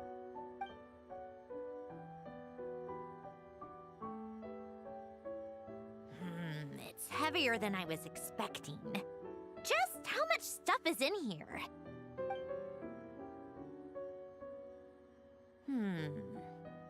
A letter?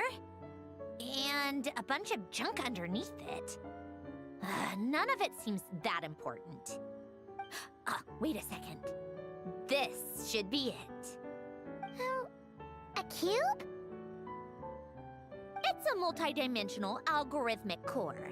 Ellen would use it to store information. Only Polonia and I have access. All right, I'll start looking into the core and the letter.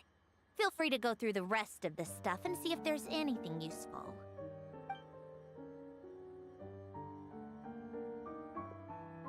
Okay. Hold on. There's another picture in here. This one has writing on the back. A snapshot of you playing among the plants shortly after you were born. You seem to like these flowers a lot. May you grow and flourish just as they do. Huh?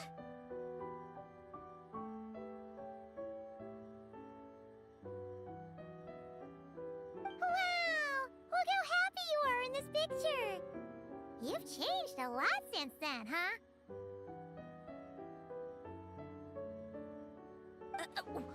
What's that supposed to mean? Just that you come off kind of aggressive sometimes, or, you know, annoyed at everyone around you? Well then, people should stop being so annoying. It's not like I'm the one with the problem. Of course not. Oh, here's something else. Looks like a piece of paper torn out from somewhere. Today, I solved another math puzzle and made a breakthrough on a construction problem the Institute has been stuck on for years. Am I a genius or what? No, wait, that's From now on, I should have people address me as Her Highness the Clockwork Princess, unraveler of all reason. No, nope, no more of that. I thought I tore this page out. You wrote this? Then how did it get... Wait, there's more writing at the bottom. You seem to have developed a distaste for this particular entry, considering I found it in the trash. I'm sorry, but I could not help but hold on to it. Forgive me. Ellen! Don't be embarrassed. Everyone goes through a phase like that. Nonsense! I wasn't even the one who wrote that. It must have been Polonia. That's enough. I told you it was Polonia. You know what? We're done with this. No more rifling around in the box. Just put it down and let me read the letter.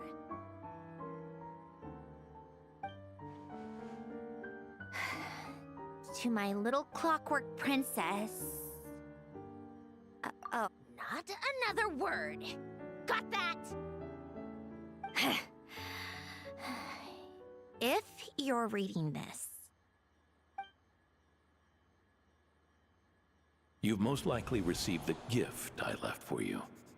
I just hope you didn't stumble across all this while cleaning out my effects or something trivial like that. I once asked if there was something you wished for. Do you remember that?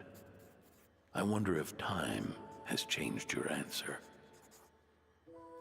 Regardless, I have another gift. A formula that will allow you to come face to face with the anomaly inside of you. If you even still call her that. Why this gift? To understand that, allow me to wax poetic on the soul once again. I would ask you to stick with me until the end, but I know you will. You always have. I believe a person should be born twice over in their lifetime. First, there's the birth that grants us life. Then, the birth of the soul. It's a matter of transforming the life bestowed upon us into the life we choose for ourselves. And to do that, we must look inward. We must make a conscious choice to define the meaning of our life instead of allowing the happenstance of our existence to pass us by. This is the process of recognizing the soul that lives within us. You are my proudest masterpiece. I told you that long ago. But to me, you have never been a creation or a machine.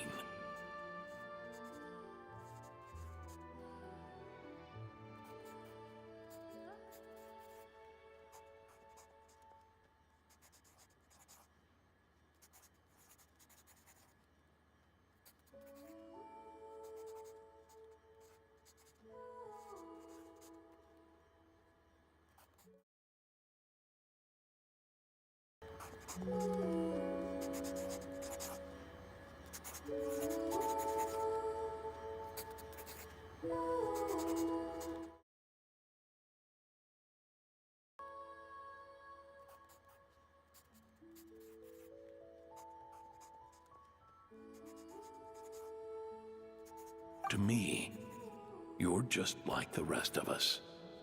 You have a heart. In fact, some theories think of the human brain as nothing more than a machine, and thought the product of its computations. So you see, perhaps we're not so different after all. Your inner machinery is just far more advanced than most. No matter how one looks at it, the heart is a complex thing. A place where logic and reason collide with our emotions. Your computational capacity allowed you to become sentient and develop logical reasoning. But it also granted you something that, on the surface, might seem contradictory. Emotion. Emotions and logic often clash with each other, and those instances of discord can accumulate over time. That is the source of what you refer to as the anomalies within you. As you told me once, you've always known what you don't want, yet you've never wished for anything in particular. Similar to how a blind person can feel when a part of their body is in pain without being able to fully visualize its form, such is your relationship with your soul. So, what I leave you now is this: a formula that will allow you to see the shape of your soul. For if you want to protect your heart, you must first be able to recognize it within yourself. Of course. Whether you use it is entirely up to you. You are, and always have been, free to do as you wish. Regardless, whether by my formula or some other means, I trust you will know your heart one day. You always were a fast learner. And the smartest person I've ever known. Ellen. Oh. I'm fine. I've already figured out how this formula works. Let's get out of here and then we can use it. You made up your mind already? You're gonna do it? Why wouldn't I? Resolving the anomalies within my core is the reason I came here in the first place. No, I can do this on my own. But, do you want to watch? What do you mean? I already know what anomaly I need to resolve. Like Alen said, she's an amalgamation of all the times my logic algorithms have clashed with my emotions. And by resolve, you mean that literally, or...? Yes. But if you, let us in like that, wouldn't that mean letting us see a bunch of your, you know, inner thoughts and secrets? If what Alen said is true, then I'm about to be... born anew. Or whatever. This is your chance to be lucky enough to witness it. Besides, you already read my whole diary. When it comes to keeping my innermost thoughts to myself... well, I think that ship has sailed. You're really sure about this? How many times do I have to say it?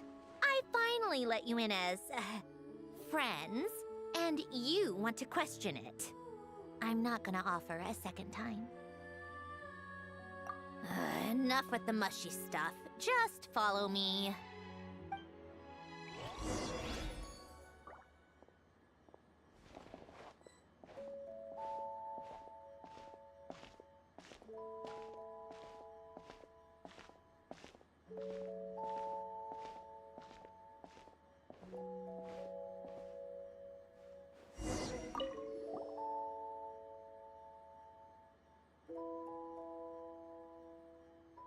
Right. With the numerological array, I can construct a simple formula that will allow you to experience what I see and hear in real time. Oh, just like St. Lolly's scent-sharing technique. Been there, done that. Huh. Sounds like that shaman has some tricks up her sleeve. The arcane and the mathematical are both fundamental laws of this world. Being able to achieve a similar result through both isn't surprising. Anyway, let's get this show on the road. But no comments from the peanut gallery, okay? I know I offered, but I still don't want any interruptions.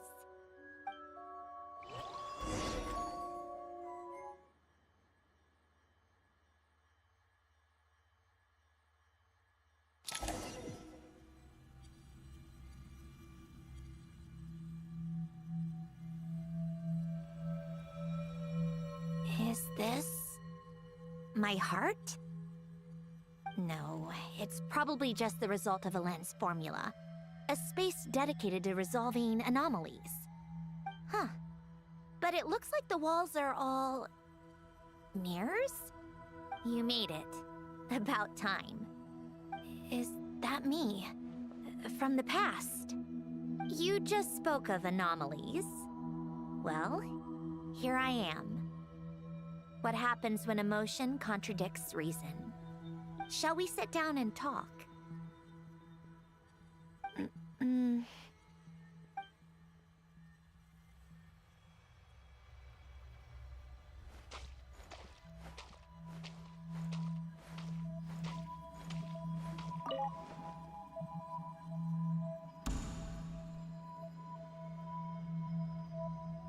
That should do it.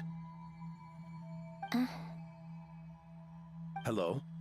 My name is Alen Guillotin. Can you hear me? Brings back memories, doesn't it? The time we spent here. Here. I want you to have this. A notebook? You can use it to write things down. I don't need to write things down. I have unlimited memory. Even so, some things are more important than others, right?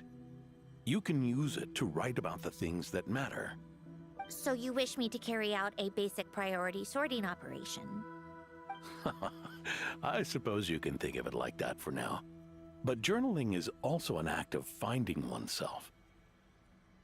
Much like we use wooden stakes to guide a plant to grow in a certain manner, what we choose to write down gives the soul much-needed direction.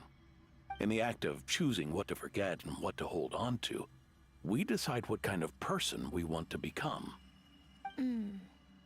I don't understand. Like I said earlier, I don't need something like this. This is where we were born.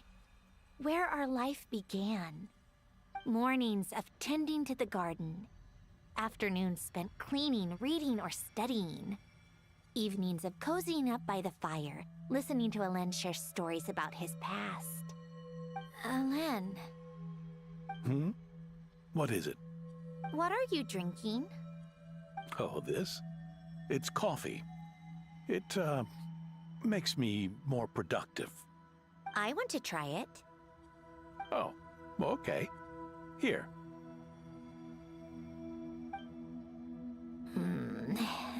Bitter. Speaking of, why did you design me with senses? Taste, smell, touch. Well, I'm not quite sure. It just felt like the right thing to do. I suppose I hoped you might have a life of your own one day, and that you deserve to experience all life has to offer. Oh. Still bitter. But the smell is nice. I thought those peaceful days would go on forever. You know that's not possible. Maybe. But how was I supposed to know the end was just around the corner? That was just bad luck. Was it? Well, it certainly became a pattern, now didn't it?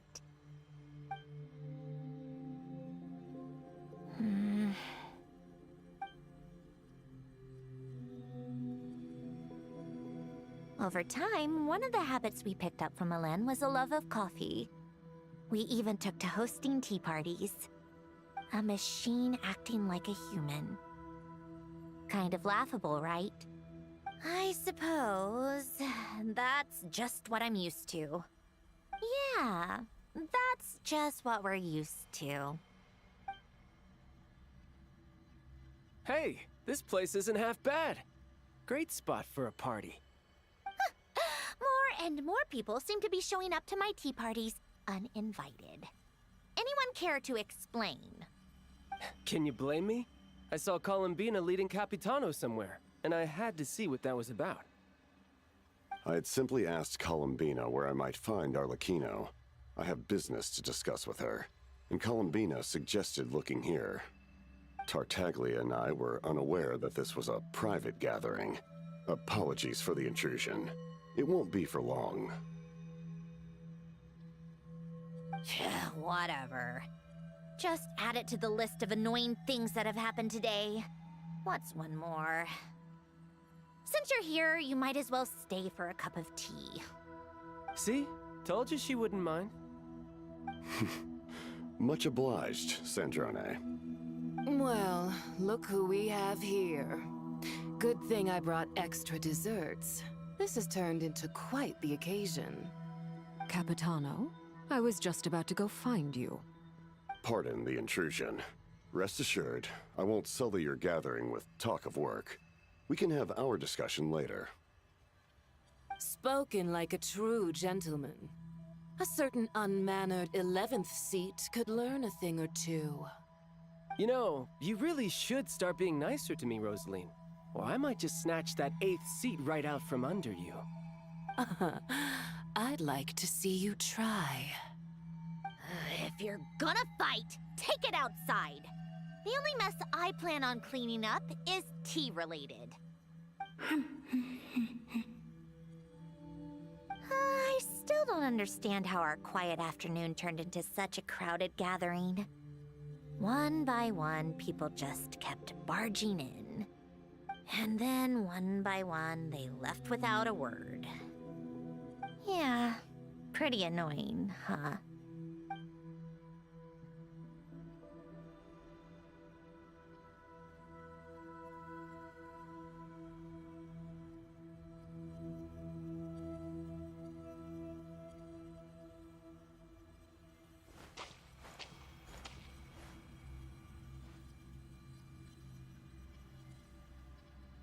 Of all my days with the Fatui, the times I spent with you, Arlecchino, and Rosaline, they were my favorite.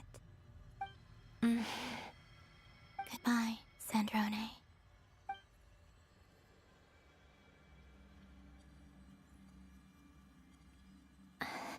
Don't go, Columbina. We should have just said that. Why didn't we? If we had, would the story have had a different ending? She couldn't stay. There was no future for her here. She would have just faded away. You're right. I suppose that's why you call me an anomaly. Every time you make a decision, there's a voice inside your heart. My voice, asking to contradict all logic and reason. Why didn't we make her stay? Is it worse to fight for something just to lose it? Or not to have fought at all? Don't you find it unfair? One by one, we keep losing the things we care about the most. But in the end, whether I want to fight for something or cry over all we've lost, you just push it down and pretend not to hear.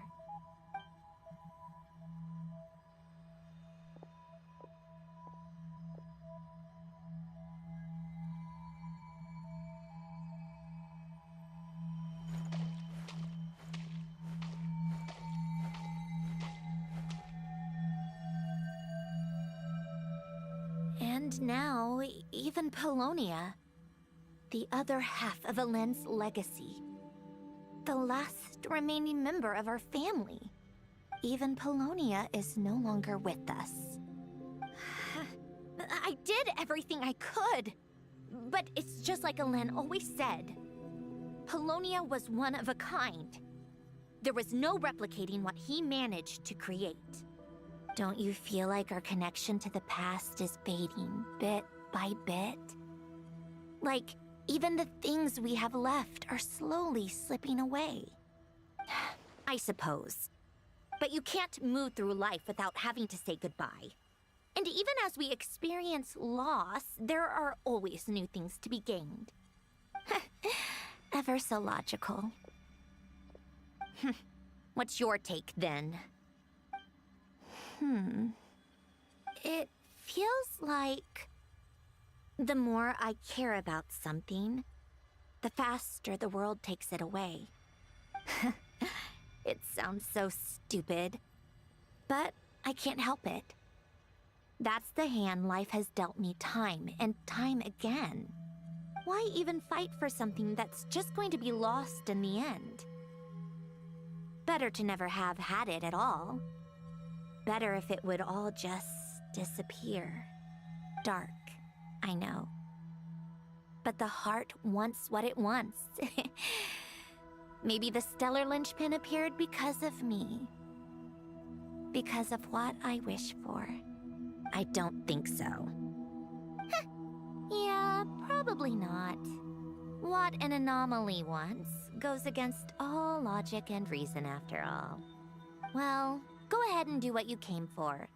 You're here to resolve the anomaly, aren't you?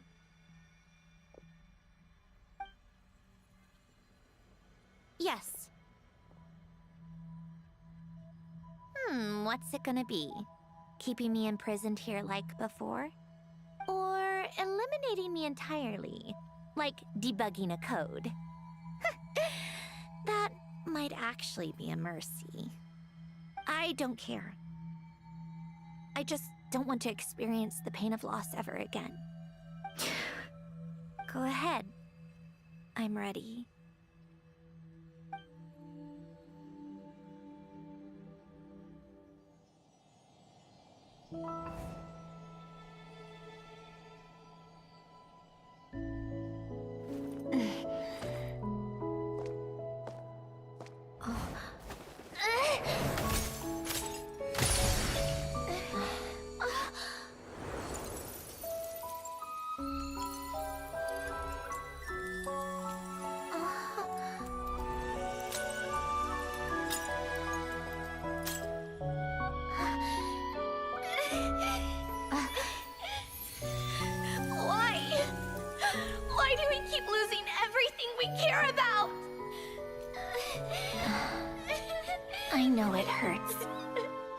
That's life. I wish... I know. I've always known. Because we've been one all along.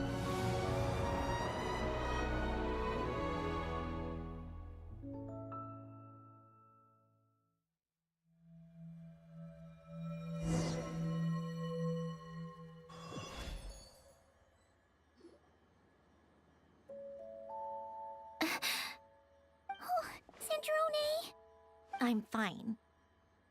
It's okay to cry, you know. Cry? You've gotta be kidding me. Save the comforting for someone who needs it, Paimon. The emotional side of my core algorithm. My emotion module has always been fully developed and operational. Ellen tried to tell me that too. I've just chosen to ignore her voice all this time. I suppose. Huh. Come to think of it, it's kind of like the aquarium on the ship. The aquarium? The old me took one look at it and saw something I would inevitably lose. So I stopped putting in the effort. Then, one by one, the fish all swam away. And the place became even more bleak and depressing. Pretty pathetic, right? Don't say that! A lot of people would feel the same. It just shows how much you care about what you have. Now? After seeing what you've done with the aquarium, I have to admit. I think it's beautiful. It's like you said, we get to keep the things we gain along the way. And those are things that can never be replaced. Because we choose to hold them in our hearts. Well said! Besides, I've already died once. I'd be stupid not to make the most of this second chance. Right! Earlier you, or your inner self, mentioned something about her wish. What was it? You think that's something you can just ask, and I'll tell you. Think again. I may have accepted my emotional self, but I'm not about to go all soft and mushy on the inside and pour my heart out.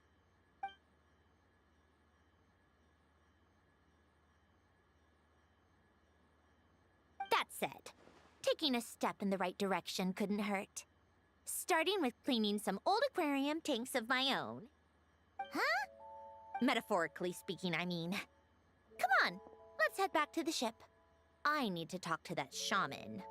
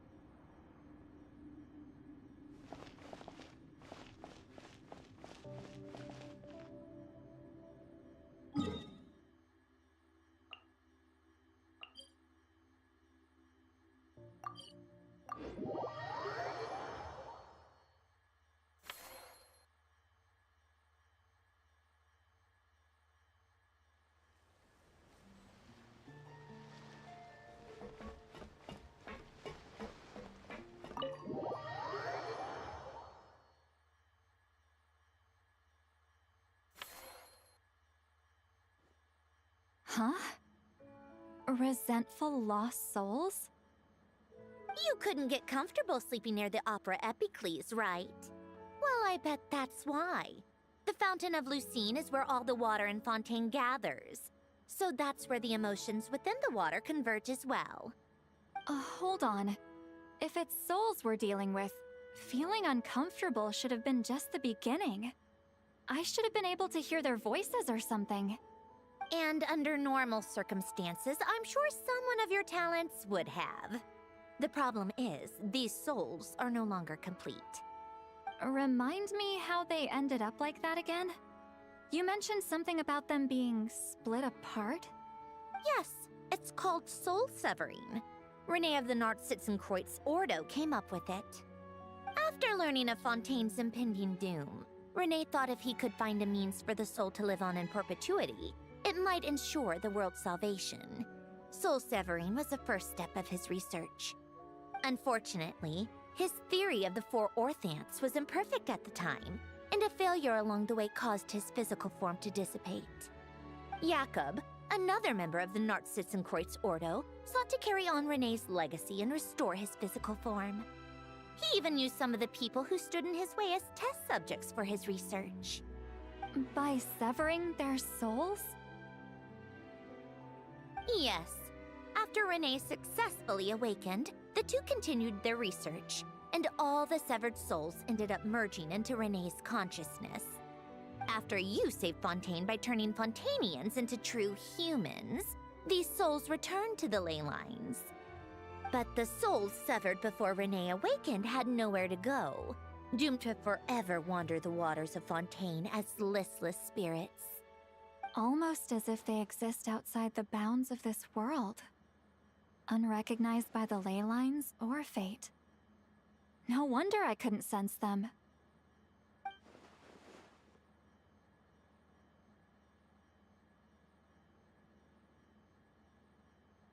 Not only that, but over time, they began to fuse with other entities. Their inner resentment lured in all sorts of evil beings, which corrupted and defiled them into nothing more than accumulations of filth. But the full transformation must have been recent. Otherwise, the Udex surely would have noticed. Wait, no, he must know already. That would explain the underwater Melazine patrols. No wonder I kept running into officers from the Mara Chaussee Phantom earlier. In that case, let's go find Nervalette and we can sort it out together. No, not just yet. Why not? For one, the diplomatic castle alone would be a nightmare. Even though I haven't reported back to Snezhnaya yet, I'm not planning to leave the Fatui anytime soon. Besides, with me here, success is a done deal. Involving other people would just complicate things. All I need is for Miss Lolly to help pinpoint the location of this monstrosity. Think you can do it? With my eyes closed. This is what I do. I'm a lot better at it than manning a desk, at least. But, how exactly do you plan on resolving this soul stuff? Even to me, there's no obvious answer. Seems pretty complicated, all things considered. Just trust me. I have the perfect solution. Oh, all right. If you're that confident, we'll follow your lead. Why the sudden interest in helping Fontaine with this, Androne? You never knew Renee and the others, right? No, I didn't. And you're right. This problem has nothing to do with me. I wouldn't get within 10 feet of the Nartsitzenkreuz Ordo or its members. But in his later years, Elen told me he regretted not helping his best friend when he needed it the most.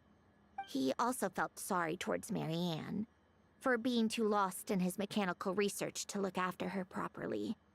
If he were still with us, I think he'd do the same. He might have a few choice words to say about it, but even after everything, he wouldn't leave his friend's mess for someone else to clean up. Friends shouldn't hold grudges or leave behind regrets. Fixing what happened between him and Renee was one of his greatest wishes. All I'm doing is fulfilling it in his stead. You know, you really do seem a little different now. You mean everything that just happened wasn't for nothing? Why, thank you for pointing out the obvious, Paimon. Just washing off the grime of the past. Turns out, a lot can build up after being ignored for so long. What's this about aquarium tanks all of a sudden? They go off on some grand adventure and what? Now they have their own private code? Stupid. All right then, Lolly. Tracking this thing down is up to you. Huh? Oh, right. No problem. You got this, Granny Eatsley! Shh! You! Come with me to Hotel Dobor for a drink. Right now. Why? Because I said so! Miss Guillotin, I'll report back on the location tomorrow morning. Just need a drink or two first to bolster me up. Well, don't let me keep you. All right, you. Time to go. I've got scores that need settling. Huh?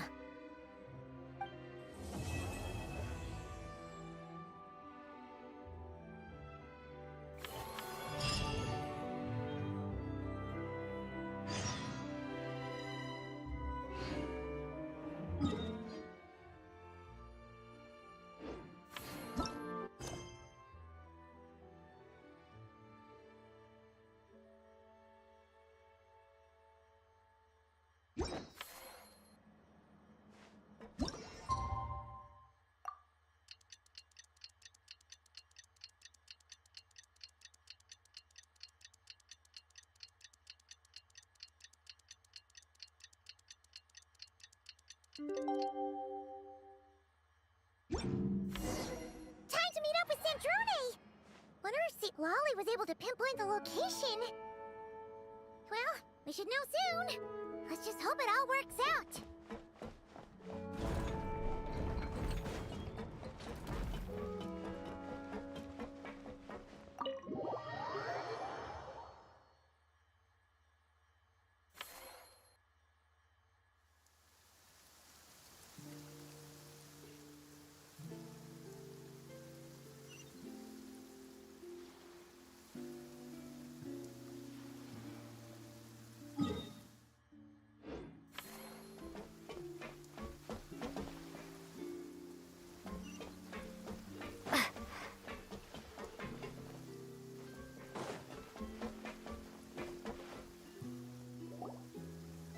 Lolly sure drank a lot last night, huh? Wonder if she's even awake. Good morning. Ah! Columbina! Oh, you sure know how to make an entrance. What are you doing here? We just finished filming a last-minute scene, so I came up to get some fresh air. The others are still down below discussing what the final scene should be. You mean, how it should end? Yes, they're torn between whether the heroine should reunite with her old friend or not. Ah, because the whole point is that she came to her friend's homeland to search for her, right? Oh, Paimon almost forgot the plot! Yes. Director Farina and Miss Chiori think a tragic ending where the two never meet would be more poignant. But Director Xavier thinks having the two reunite would make for a more touching and heartwarming ending. Me? I'm not sure. On a personal level, of course I want to see her again. Of course I want to experience that moment where we reunite. Even if it's just for the cameras. But that means an actor would have to take her place. And that makes me feel... Oh. Huh? Yeah, don't look so worried. Making a film is supposed to be fun. Besides, it's all gonna work out. You can trust Paimon on that. Work out? How? Well, you know. Yep, exactly. Okay, I trust you. I'll just focus on having fun for now. Well, well, look who we have here. Traveler and Paimon. Oh, the lighting specialist and clapper loader that never were. Yeah. We kinda went AWOL, didn't we? Sorry about that.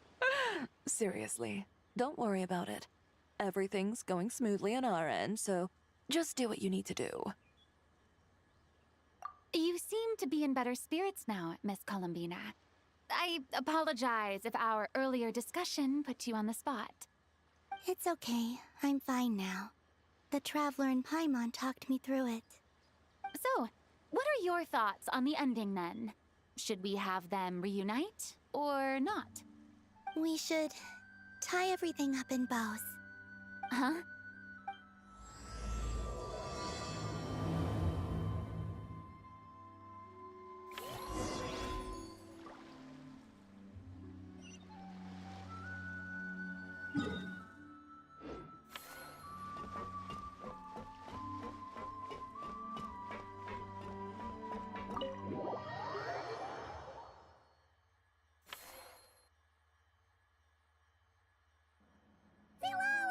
We're here! Oh, right on time. Well, yeah. We weren't the ones who drank our weight in alcohol yesterday. What? Are you suggesting Granny can't handle her liquor? It takes a lot more than that to get me drunk. Really? 'Cause, you stopped making sense after a while. Did I? Huh. News to me. I didn't say anything too crazy, I hope. Let's see. You spent half an hour bad-mouthing Auroron, half an hour complaining about work, an hour talking about light novels, and, Paimon kind of fell asleep after that. Are they gone? Oh, the crew? Yeah, we bumped into them on the deck, but they just left. Wait, but now that everything with your core is sorted out, what's stopping you from seeing Columbina? She misses you a lot. I just want to deal with this mess first. Besides, this is a perfect chance to make her jump for once. I have to plan it out more. But enough about that. Were you able to pinpoint the location of our target? Of course! When Granny Eatsley promises something, she delivers. Great, let's see. Morte region. Oh, wait, this is the Tower of Gestalt. The place the souls were severed. Is that the source of the resentment? Or is it the Narzisenkreuz Ordo in general? Let me come with. This thing's movement isn't fixed. If it's not at this location when we get there, I can use a ritual to summon it. You've already gone to more than enough trouble. I don't mind. These old bones have nothing better to do anyway. Summoning a spirit isn't going to do me in. Besides, if I don't go, they'll just have more inside jokes I can't join in on. All right then. I appreciate it. There's no time to lose. Let's head out!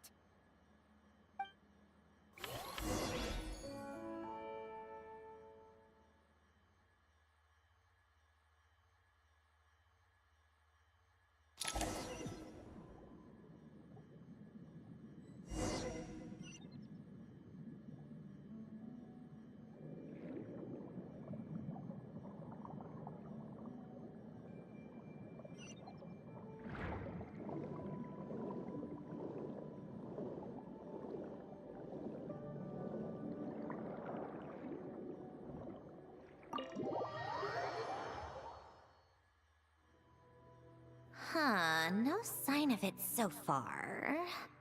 Should I start the summoning ritual? Let's drain the water from this floor of the tower first. It'll make it easier to move around. Wait, we can do that? Of course. Alan and Renee both saw the future that awaited Fontaine, and even shared a few methods for waterproofing buildings. The principle behind it is, not important.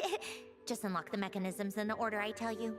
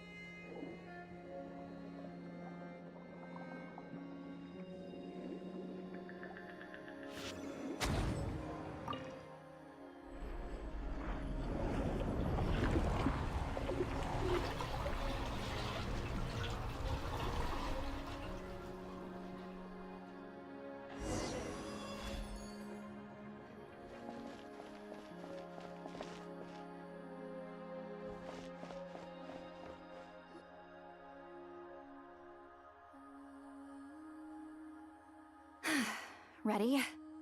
Yeah. When this thing appears, I'll try talking to the souls inside. But more than likely, they've already been driven to madness. If communication fails, we'll have a battle on our hands. In that case, Paimon better find a hiding spot.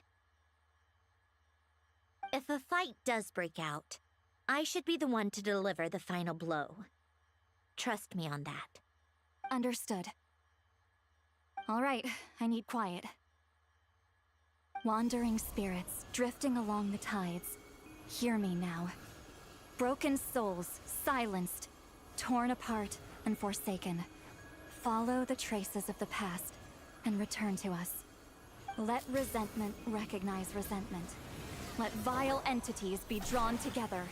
And in this place, take form once more.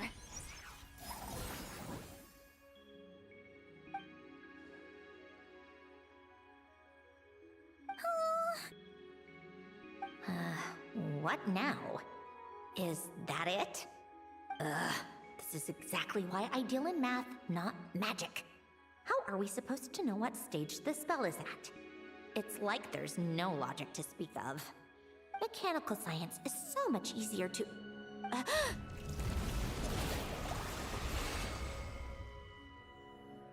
Watch out!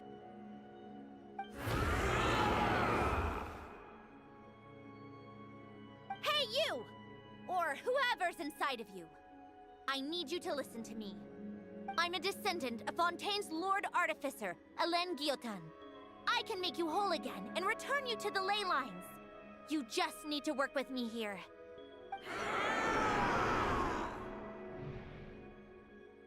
Centrone! Shh. Looks like talking this out is off the table. All right, plan B. Time to blow off some steam.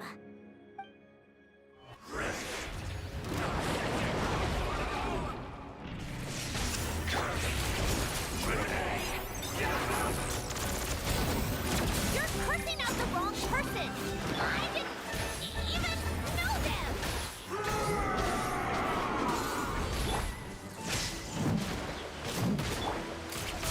Come on, keep up.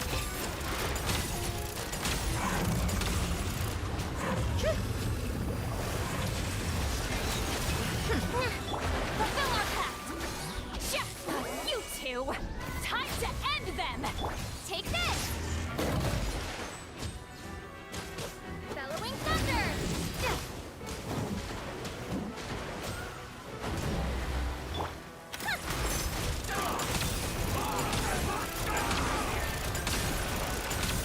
Most of them already did. But you still have a chance to return to the ley lines and reunite with your family.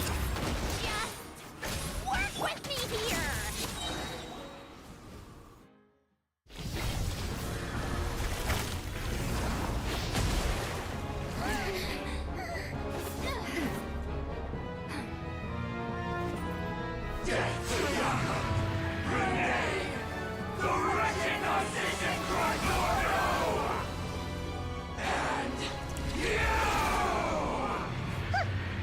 I told you I'm not like them.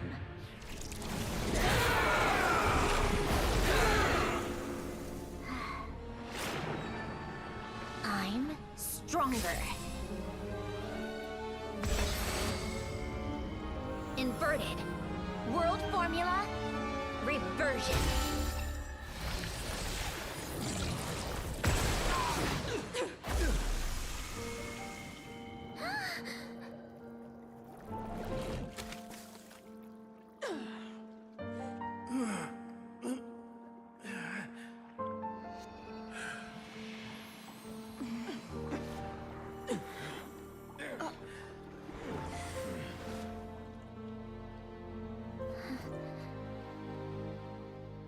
Be at peace among the tides.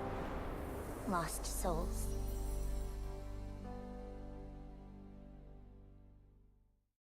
Is it over? Yep, told you it'd be a piece of cake. How did you do that back there? That creature was nothing special. Add a bunch of souls with nowhere to go, a touch of malicious energy, a few impurities, and a whole lot of resentment. And that's what you get. All I did was separate the original souls from the rest of the filth, allowing them to be accepted by the current rules of the world. The principle behind the world formula is divergence. Starting from a point of origin, it deconstructs and reconstructs the possibilities of the world to find certain answers. So, it would follow that reverse calculating the world formula allows us to achieve convergence and restoration instead. Using a numerological array, I was able to do just that. It's similar to the concept of homological reduction in mathematics. I reduced them to the basic fundamental essence of their being without changing their underlying nature. That meant... never mind. Judging by all the blank stares, I'm guessing you don't actually care. I think I finally understand how Outlanders feel when I ramble on about shaman stuff. Point is, it was super impressive! You really are amazing, Sandrone! You're just realizing that now? Ahem. Enough about that. We should get going. I'll go reset the mechanisms inside the tower. See you back on land.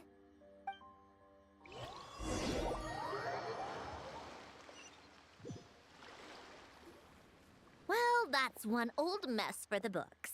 Glad to have that over and done with. Feels nice to do a good deed every once in a while. You helped everyone out a bunch and not cry, too. Kinda seems like you're just a good person at heart. I wouldn't be so sure. I'll be heading back to the Fatui soon enough. You two are too trusting sometimes. Fine. Just don't say I didn't warn you when it comes back to bite you. Well, where to next? Back to the ship? Yeah! Your personal business, the Narcitsan thing, it's all resolved. That means you can see the people that need seeing now, right, Sandrone? Oh, everyone's gonna be so happy you're back! You wouldn't catch me dead admitting to this before, but... yeah, I really have missed everyone. Columbina's a special case, though. This time, I'm definitely getting her back for all her annoying antics over the years.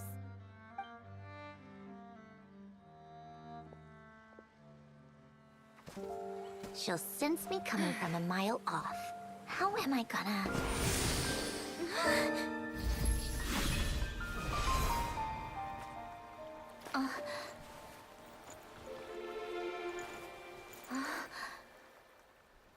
Sandrone? Is it really you? You're back? You didn't tell me. You avoided me. Why?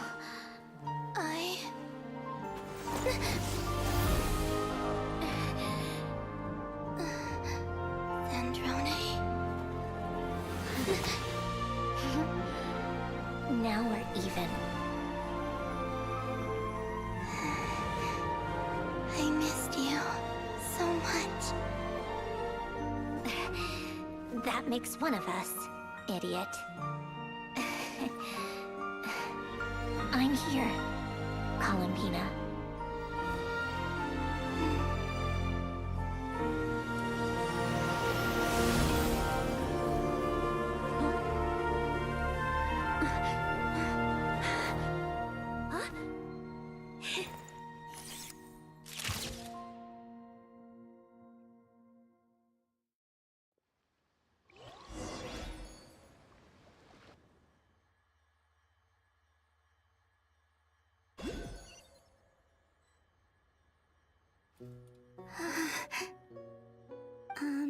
Sandrone. Don't ruin the moment. Or I'll start thinking about how you teleported me to a random location after I explicitly told you to stop doing that. And scene! Bravo! Bravo! We got it! This is exactly the ending I was hoping for. Huh? Where did you just go, Miss Columbina? You vanished, and then the next second you were back hugging this, new friend here. That was all on camera? Yeah.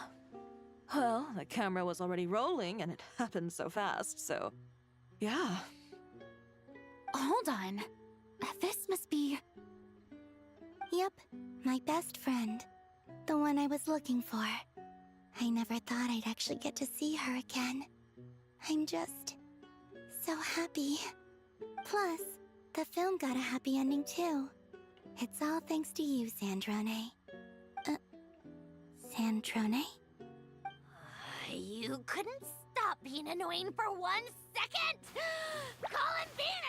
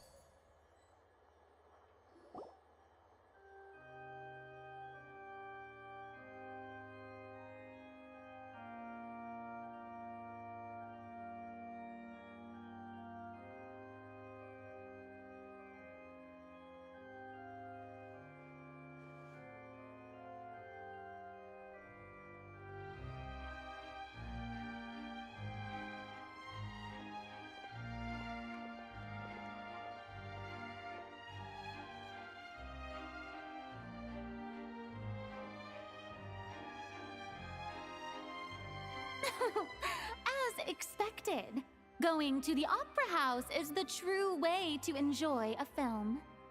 You get to see the audience's reaction in real time, too. The endings seem to be received quite well. Paimon can't believe you let us include that in the final cut, Sandrone!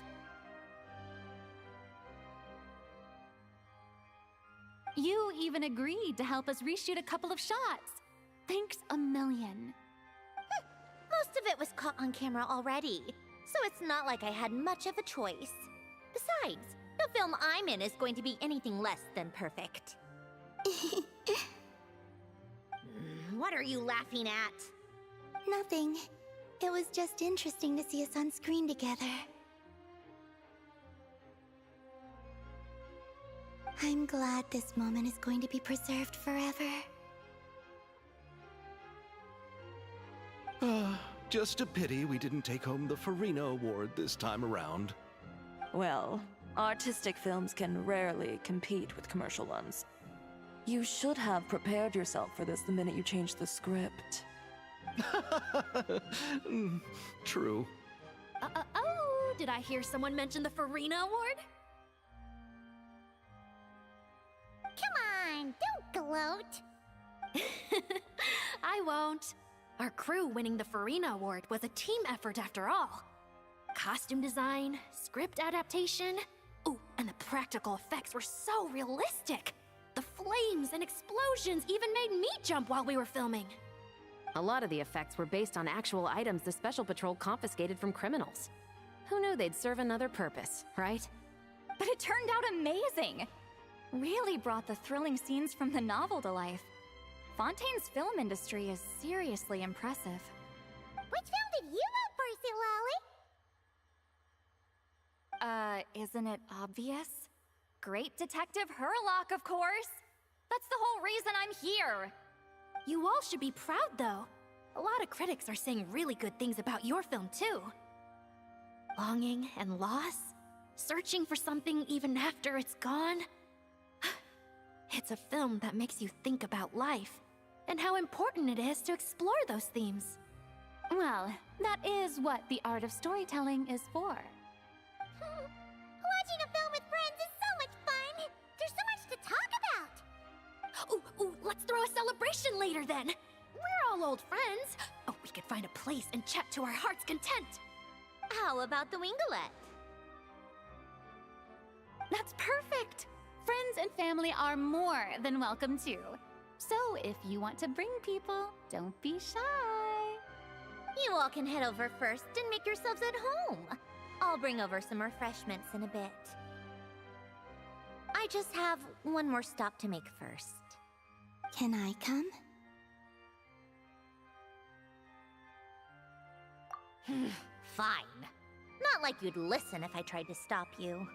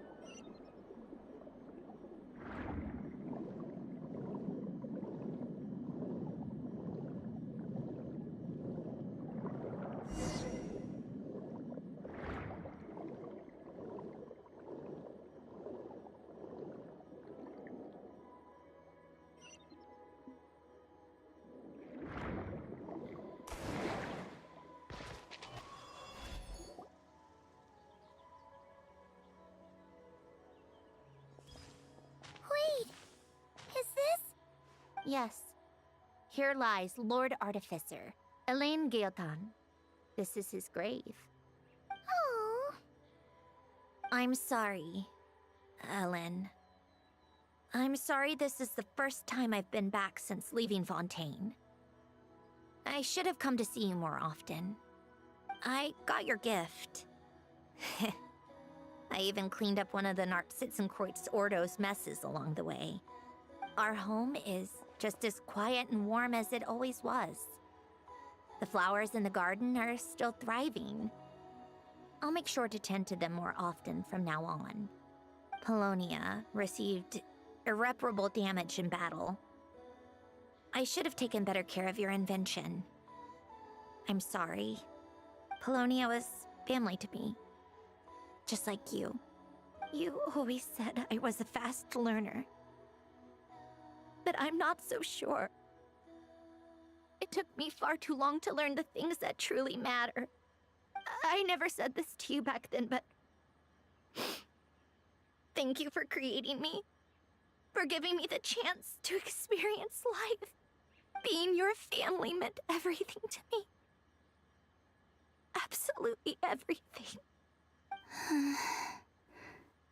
Can I say a few words as well, Sandrone?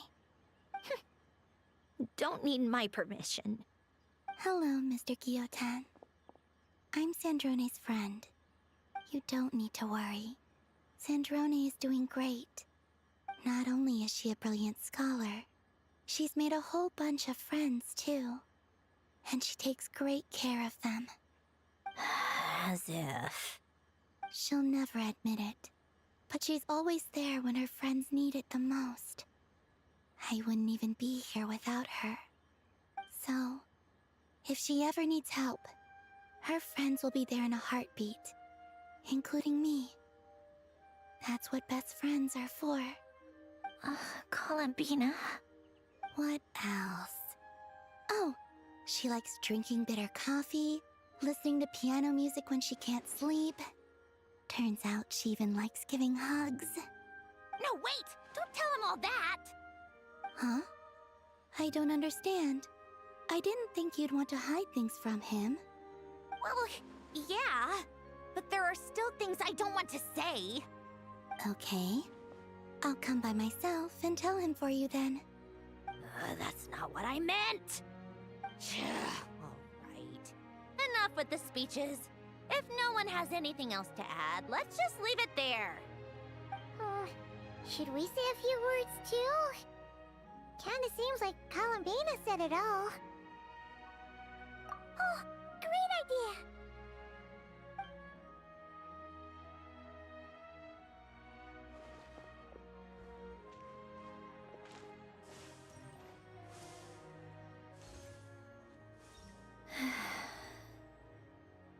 Goodbye, Ellen.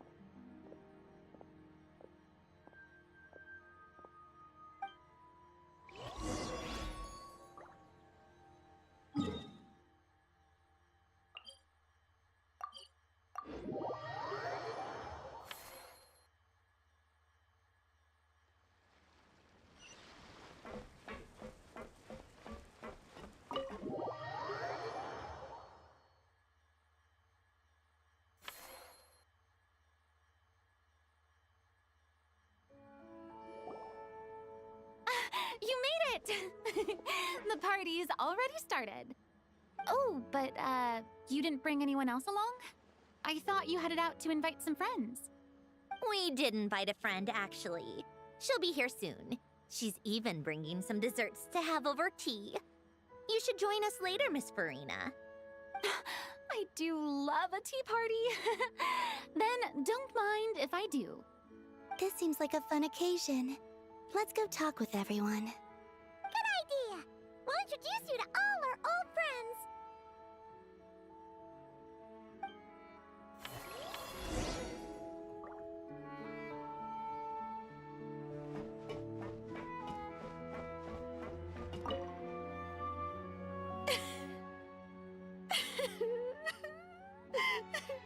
What a dream come true! For once, it all worked out! I can die without regrets! Let's not get too ahead of ourselves, Director Lapine Pauline. What was in that piece of cake you just handed her, Escoffier? Bromaritime flowers, eggs, flour, same as all the other pieces. What, you think I tampered with it? Playing a detective in real life now too, are we?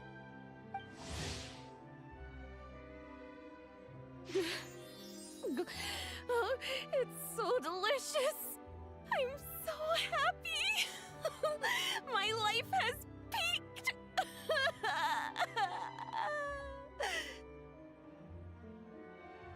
Miss Lapine Pauline, look who I brought! Master!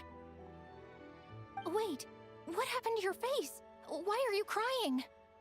Never mind my face. Here, let me introduce you. This is Miss Charlotte and Miss Escoffier. Things are sounding lively over here. Oh, look who it is! Perfect timing. I was so busy with the shoot, I feel like we barely got to talk. Ah, and the elusive Miss Guillotin. It's great to see you. Thank you so much for letting us use the boat free of charge. That was so generous of you. Oh, right. Introductions. This is Miss Charlotte and Miss Escoffier. That's kind of you, but I didn't really do anything. If you want to thank someone, it should be the Duke or the people who keep the boat in such good shape. Right. I'll head over in a bit and do just that. Miss Columbina? Yes? Could I interview you sometime? I'll treat you to some gâteau de bord for the trouble. There's only a limited amount available each day. Oh, but it's an absolute must-try when you're in Fontaine. Oh, sure. Bold of you to use my own cake as a bribe right in front of me. You know what? When else are we all going to be together like this? Come on, everyone! Grab your drinks!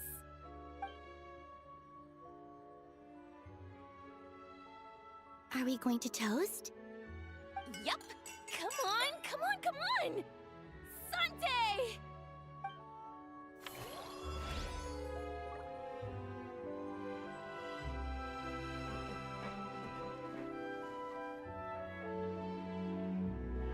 You made it. Sorry for starting the celebrations without you. No worries at all. We're just glad everyone's having such a great time. Oh, right. You've probably seen them around already, but let us introduce you for real. This is... Miss Columbina and Miss Guillotin, right? Oh, we saw the film you were in. It was so touching. Yep. This one started bawling her eyes out right next to me in the theater. I know. I didn't bring nearly enough tissues. Thanks. We saw your film too. I memorized all your names. Oh, guess we can skip the introductions then. Our effects were pretty over the top, right? Some of the extras in the big scenes were actual members of the Spina di Rosula. So basically, your contribution was creating realistic-looking chaos.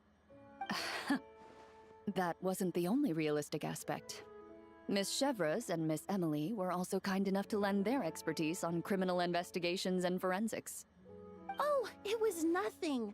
I was just honored to take part and help out. Wow! No wonder your film turned out so good. You basically had an expert in every field. Talk about a stacked crew. Oh, speaking of, want to join in on a round of tabletop troupe later, Miss Columbina and Miss Guillotin? I mean, what better place for a party than a party? Here we go again. That sounds interesting. Yes! Persuasion successful! What about you, Miss Guillotin? I guess one round couldn't hurt. Critical success!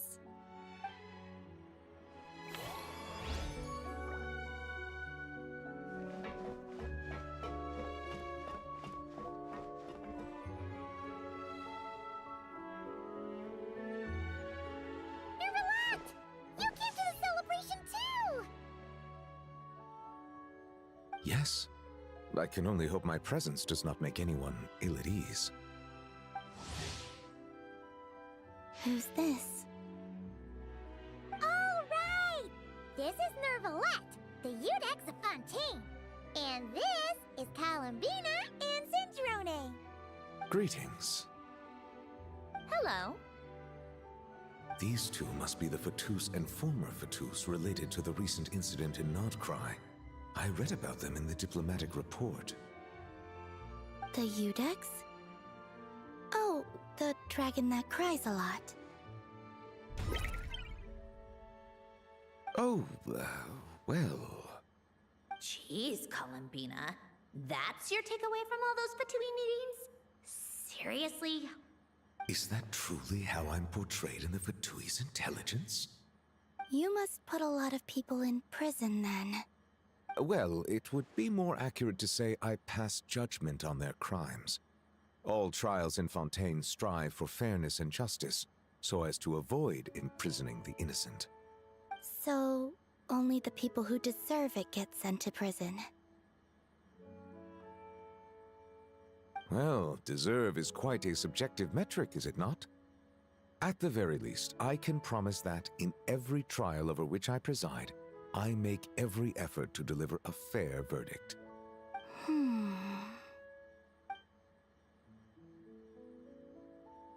Yeah. Oh, for the love of... what is she doing now? You seem like a good dragon. Not the kind that throws people in prison for no reason. I think we can get along just fine. Well, thank you? Then she punched me because... Oh, sorry, Nervalette. She thinks that's a sign of friendship. Where does she even pick up weird habits like that?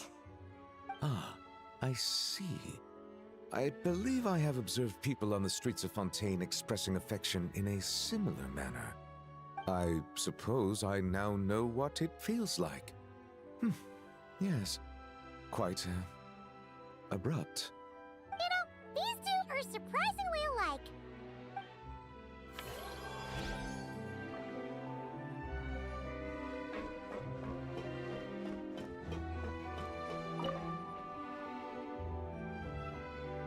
Wait a second! Mr. Baptiste and Veronique! You're here! Friends of yours?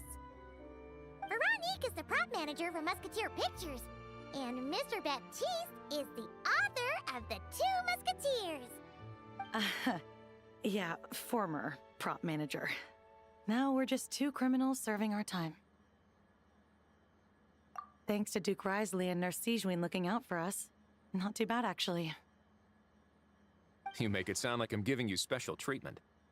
I just think the method of justice you chose to pursue is one people can respect. You are far too modest, Your Grace. The only reason we were even able to come to the surface for the festival is because you fought for it. It's also just good for the physical and mental health of the prisoners in general.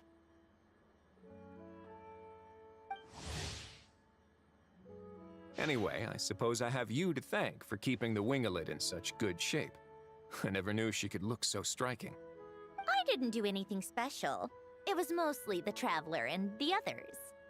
Don't sell yourself short, Miss Guillotin. You are the current captain, after all.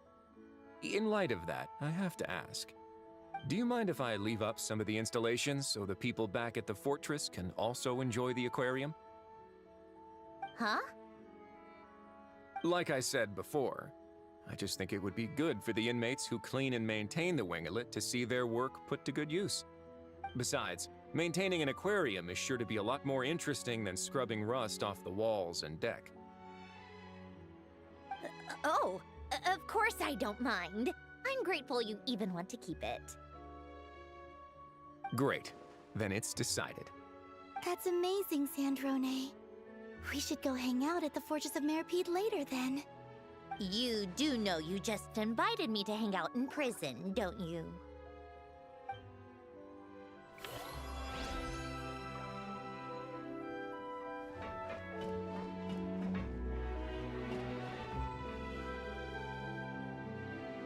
Granny Eatsley, you're really not going to let us borrow these cute little stuffed toys for our magic show? First of all, Seat Lalin and Eats Papa are Chi-Chi meal. They have inauspicious stars sealed within them, and they're my helpers, not toys.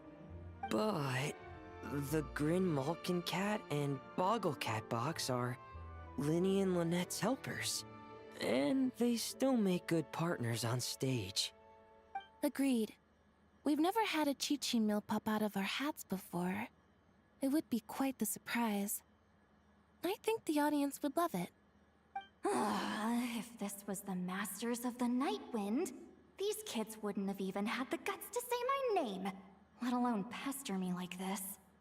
I'm terrible at dealing with requests like this. Oh, Traveler, quick, save me! You think you're so funny. Lady Sandrone. Lady Columbina. Hello. Don't look at me like that. I don't have any mechanisms for you to break. Don't be fooled by my sister's demeanor, Lady Sandrone. She's just as delighted as the rest of us to have you back. Well, I suppose when I'm not so busy, I could find some time when Arlecchino is around and bring over a few gifts to the House of the Hearth. You're too kind, Lady Sandrone.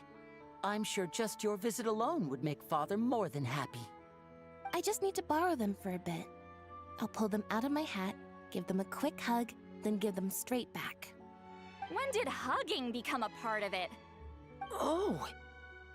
I could lend you Pear, so you have something to hug in the meantime.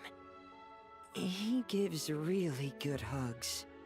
I don't need something to hug in the meantime. The issue was never the hugs. How about this? You can have 2 VIP tickets right next to each other. Excellent view. Right next to each other?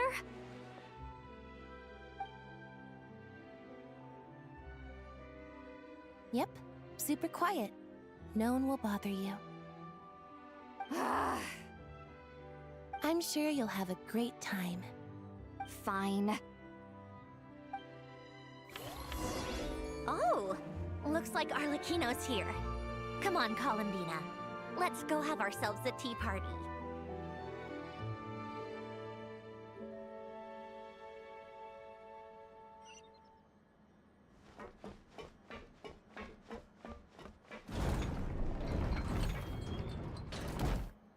Well, it's been quite some time since the 3 of us gathered to drink tea like this.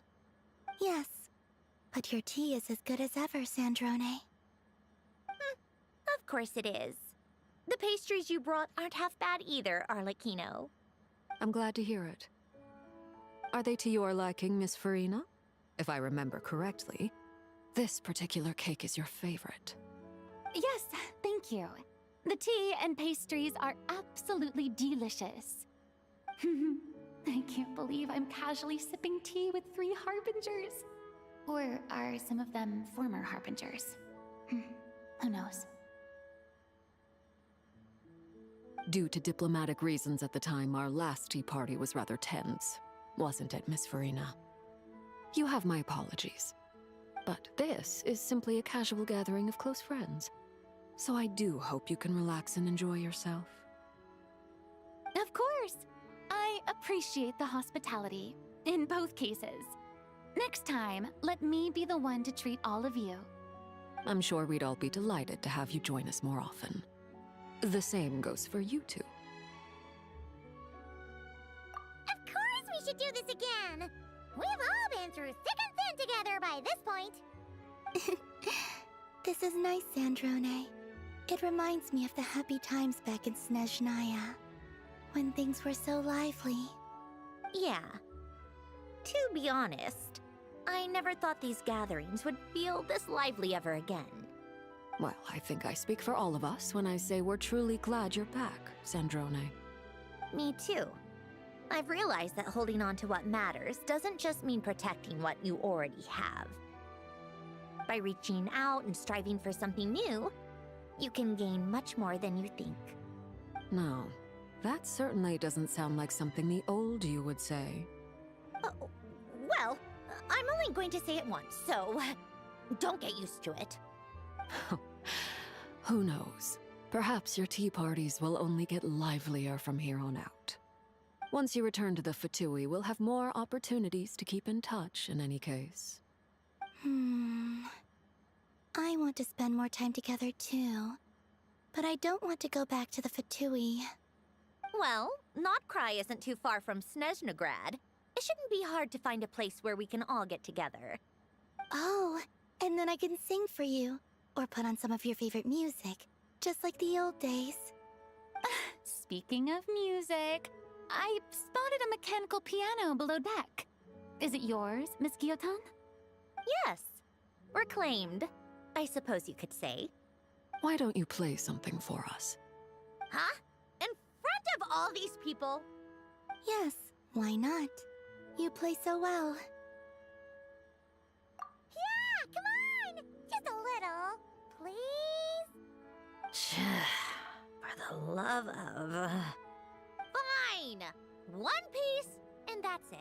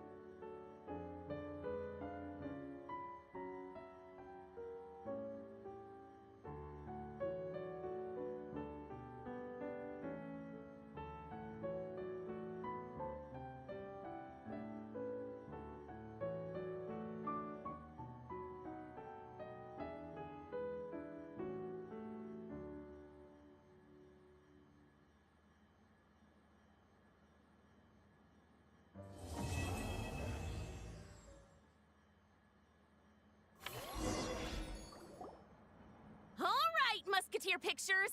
Everyone ready? I'm not sure I should be in this one. Of course you should. You might have primarily helped out another crew this time, but you're still a member of Musketeer Pictures. All right, thanks. I'll still stand a bit off to the side, though. Can I be in the picture too? Of course, Miss Veronique. I would have loved to have you in the last one too, if circumstances had allowed it. Thank you, Director Xavier. Do I really have to be front and center? You're one of the lead actors! Of course you do! Nervous, Sandrone? No. All right, look at the camera. And 3, 2, 1. Musketeer Pictures!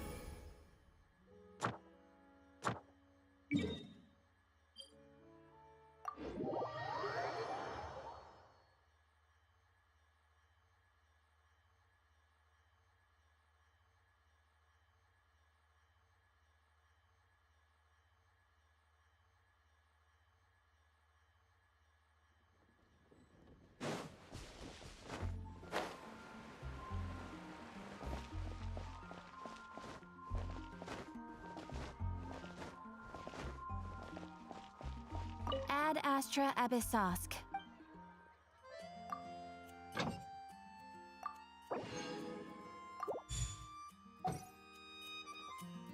Ad astra abyss. Thank you for completing today's commission.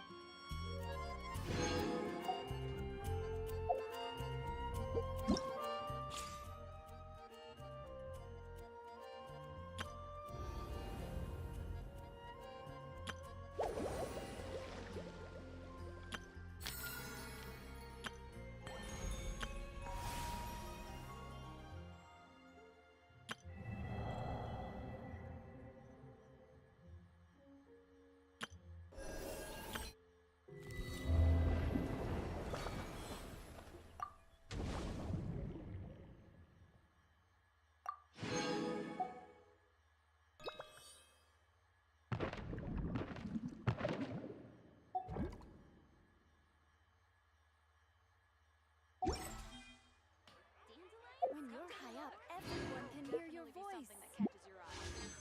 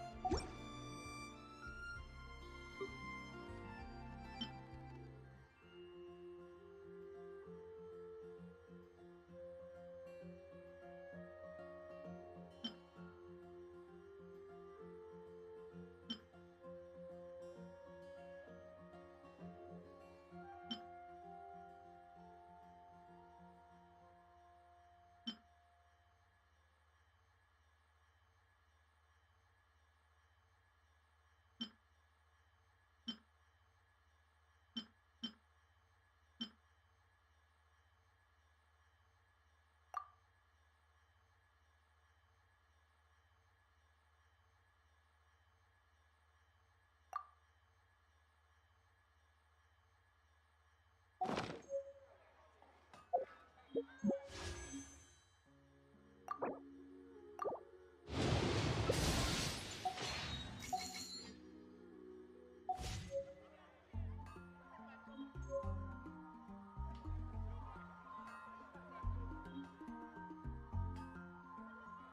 you heard? There's a strange blocking for the wolf in cathedral if you're injured. When you're high up, everyone can hear your voice.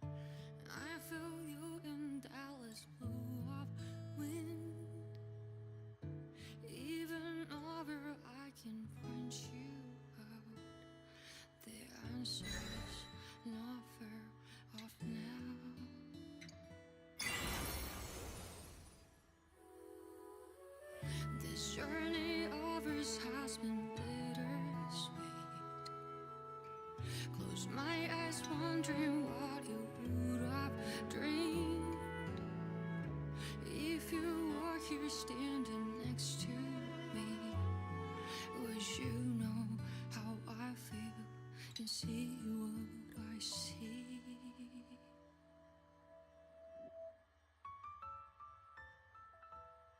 Know that I will always try. Funny, you're right there and right. Though the nights are long and dark, I see you shining bright. And no matter where you are, you've come with me this far, showing the way when all is falls apart.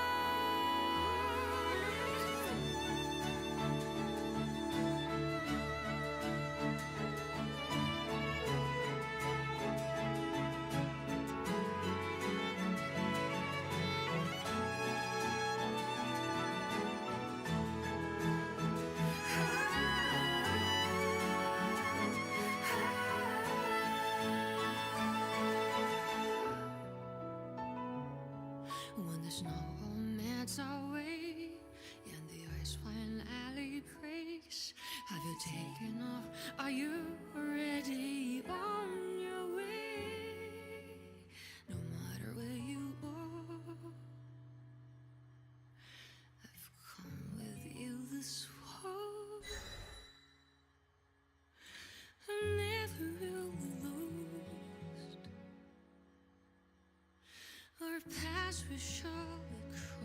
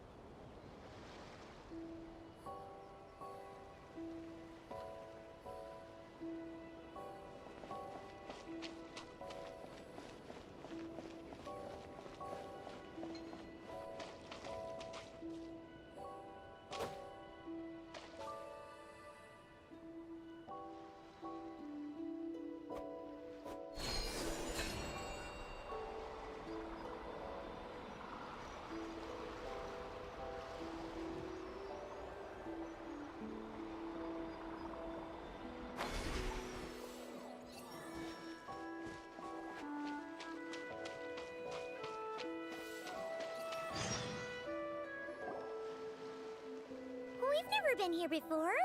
Where is this exactly? Huh?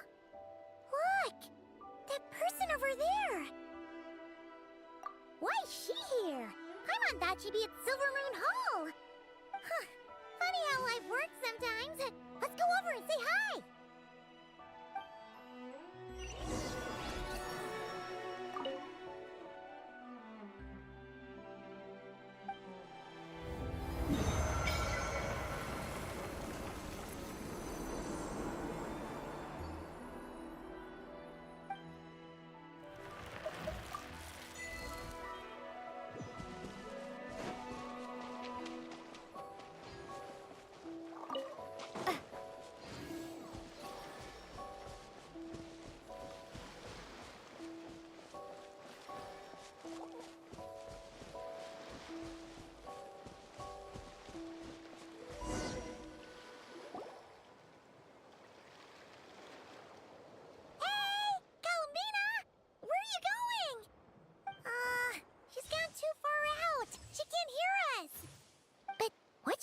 Here.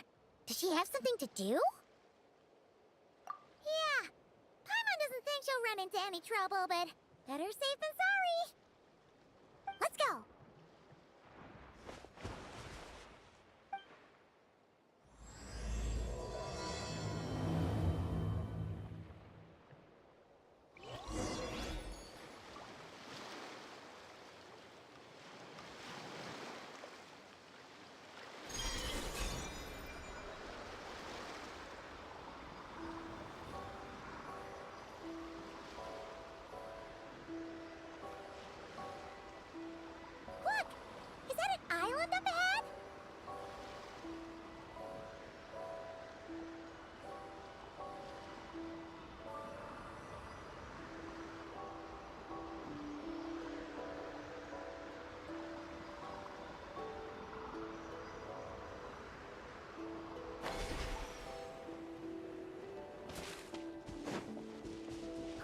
What do you know?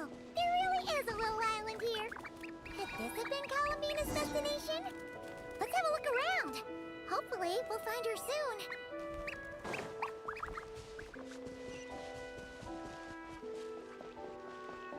Where are those Kohenki going? Do you think they saw Columbina? Come on, let's follow them.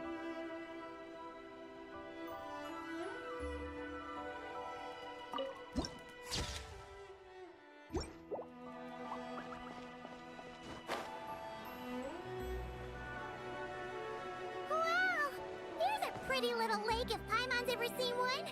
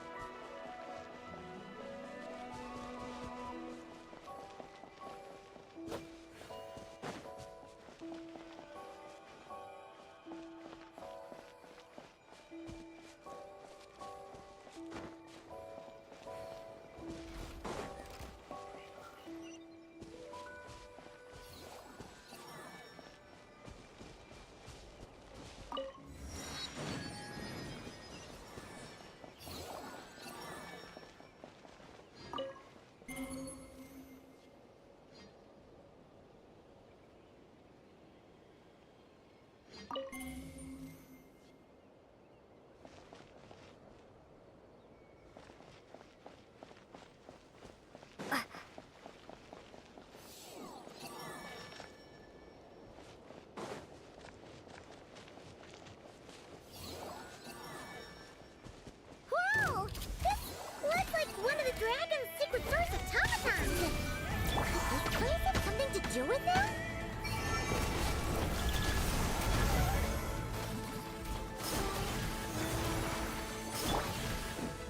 Time for retribution!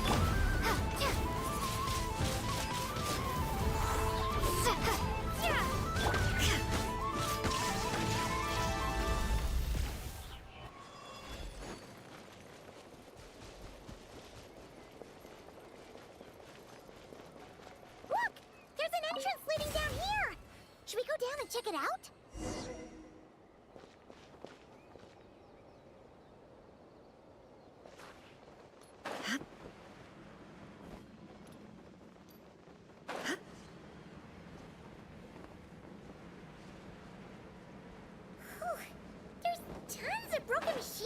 here.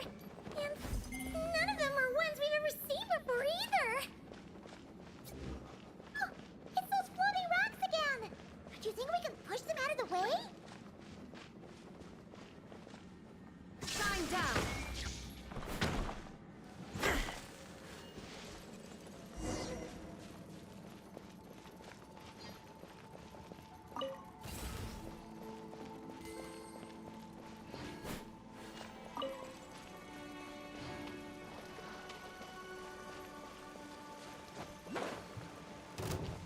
There is no escape!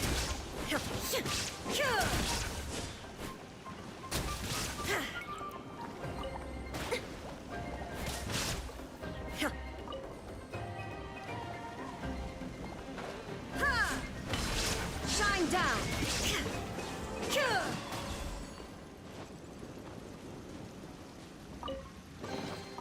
But a momentary distraction.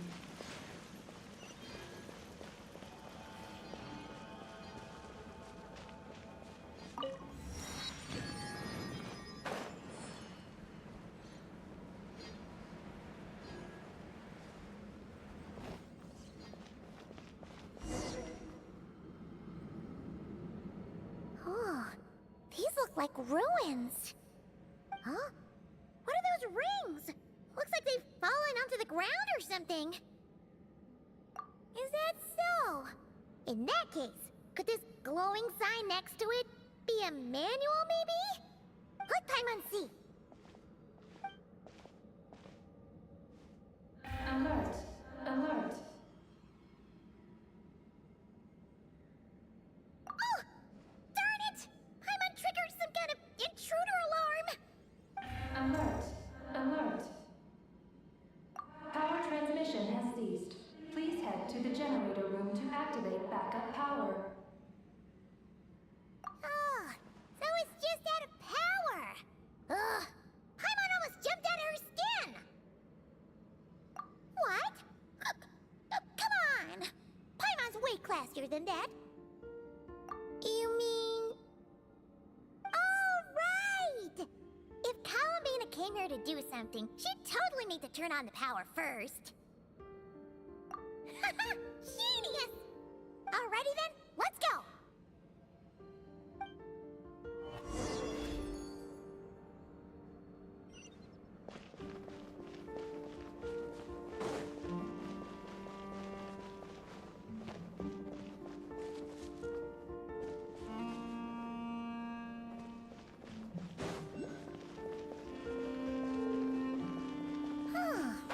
This must be the generator room.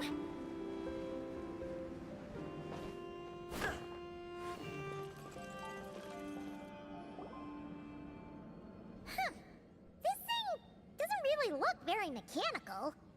But given where we found it, it must be the key to getting the power on somehow. But Paimon doesn't see how that's supposed to work. Yeah, and that's super weird. Do you think Columbina's already been here?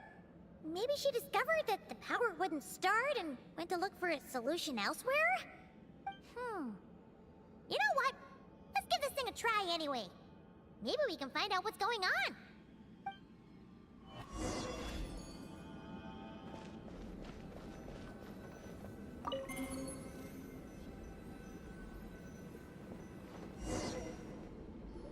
Huh?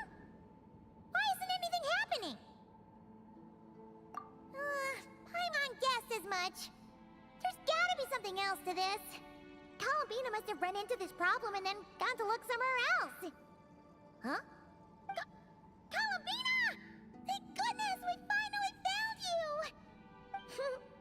Surprised to see us? We were worried you might be in trouble, so we followed you here.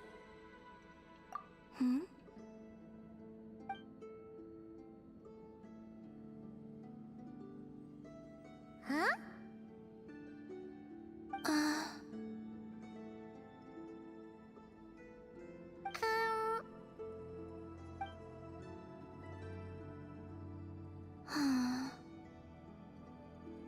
What's wrong? Are you trying to use telepathy like Nicole? Just so you know, we aren't hearing anything.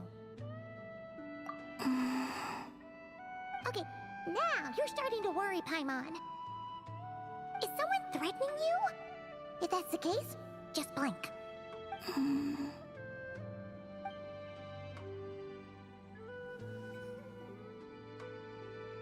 Huh? What did you do?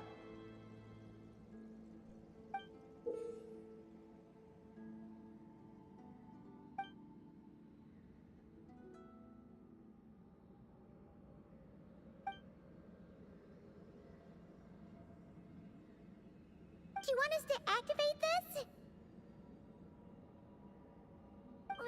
Paimon's not sure what's going on, but it looks like Columbina wants us to activate this device. We should give it another try. You can use the power Columbina just gave you to activate this thing, right?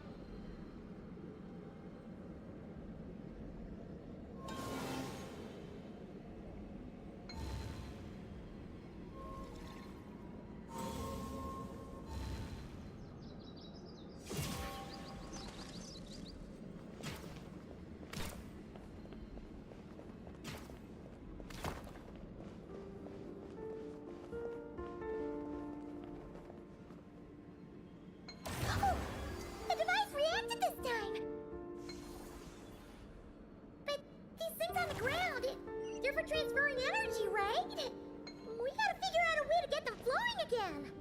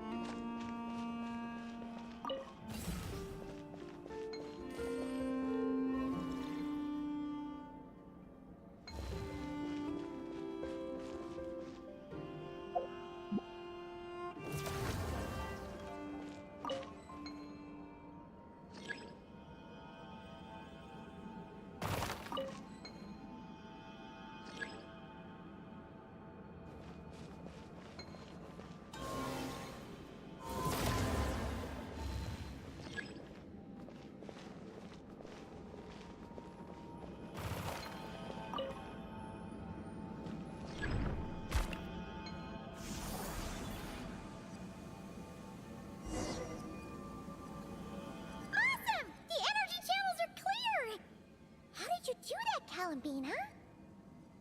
Wait,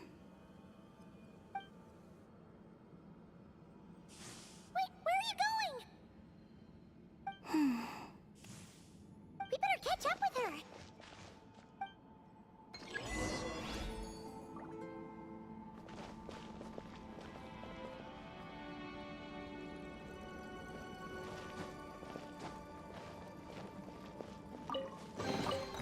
Take them. I have no need.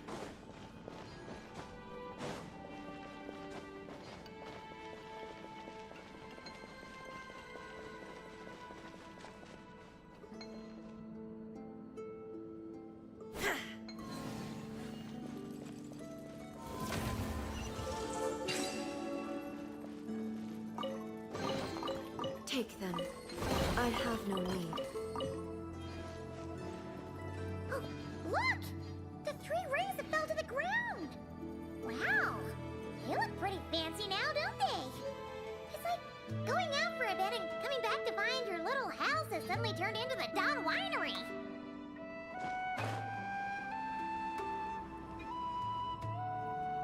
Calculating celestial orbits. Please select the triune coordinates you wish to view. Triune coordinates? Wait! So this device is used to work out where the moons are? Calculating celestial orbits. Please select the triune coordinates you wish to view. Connecting. Target located.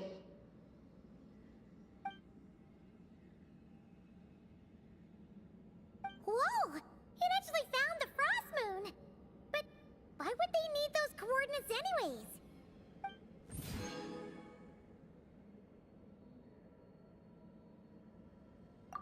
Frost moon coordinates located. Base engineering blueprints and main control hall route map have been transmitted. Oh! These look like schematics! Whatever these are showing, it looks super awesome! Do you wish to obtain the route map?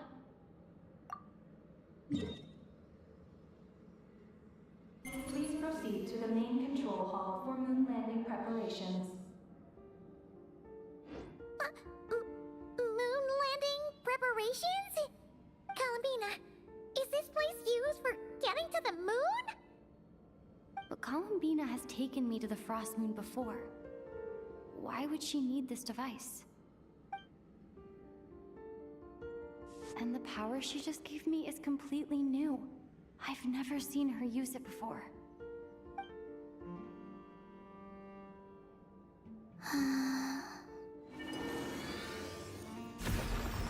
Oh, the door opened! This leads to the main control hall, right? Columbina? Is that where you want us to go?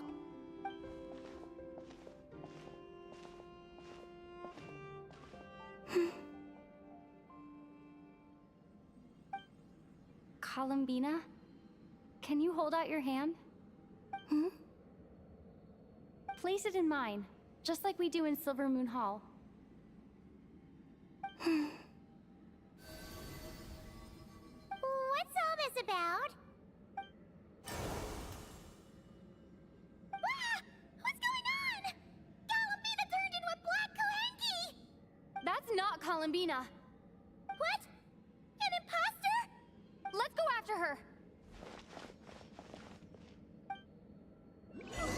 What's going on?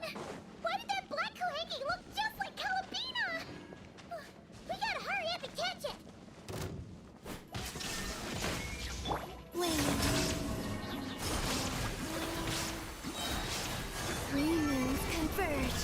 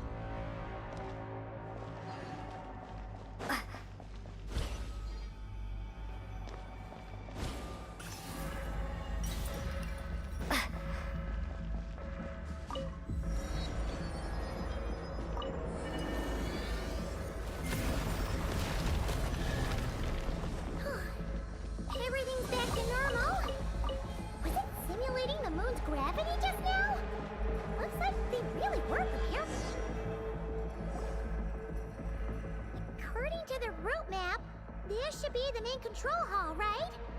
Hey, you! The one pretending to be Columbina! Come out right now!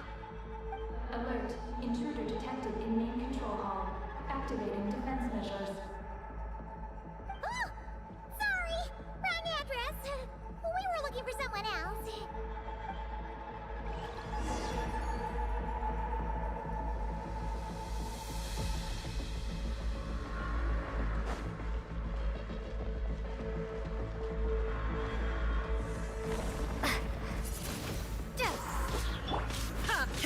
Illusion shattered!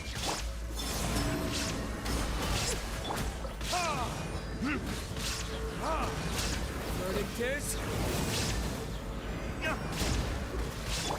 There is no escape! Now you shall perish!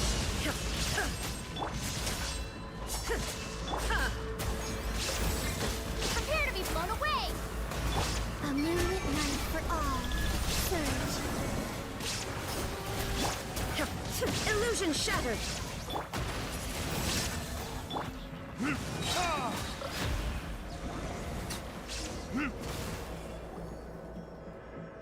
Phew.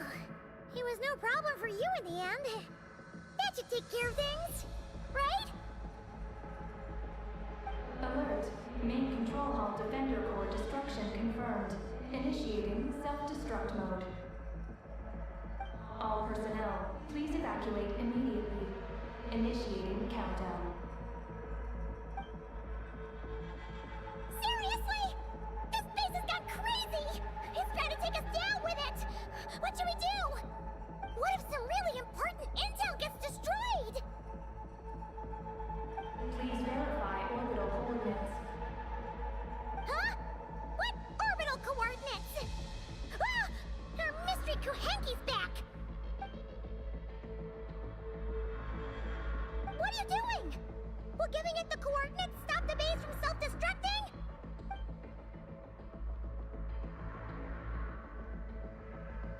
What are the coordinates? Don't panic! Don't panic! Let Paimon think! Please verify orbital coordinates. Paimon remembers now! There were 3 symbols! The simplest looking one was first. The second symbol had a super complicated shape. And lastly... Paimon can't quite remember! But it was...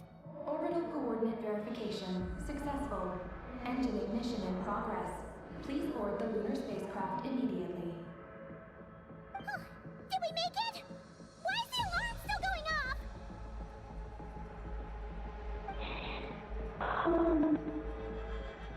Was it you talking just now? Hey! Were you about to say Columbina?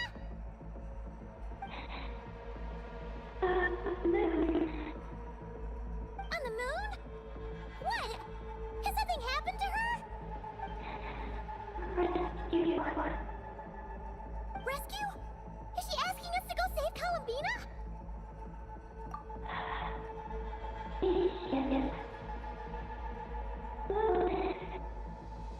Take the spaceship? To the moon? Hey, explain yourself! Oh, what are we gonna do? It feels like this place is gonna blow up any second!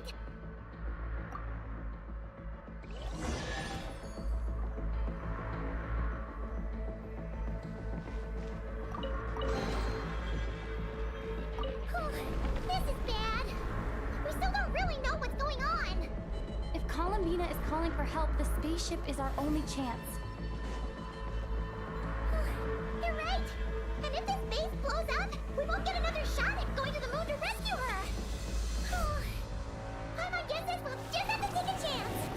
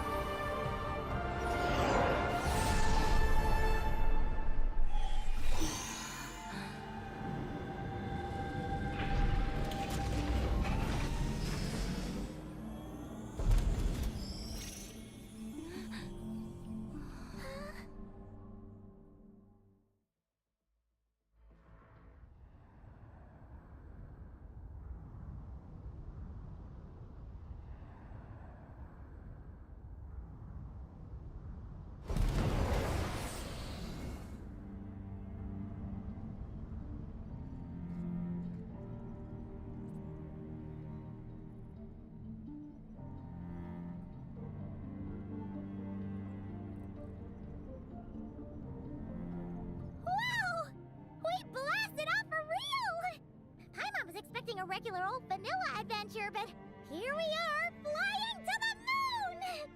Hey, you! Tell us what's going on, will ya? What sort of trouble has Columbina gotten into? Seriously? Playing dumb again?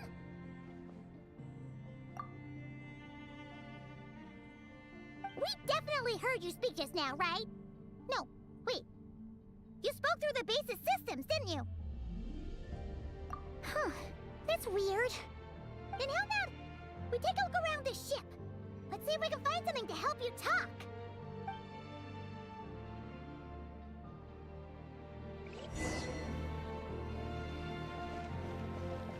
What's this?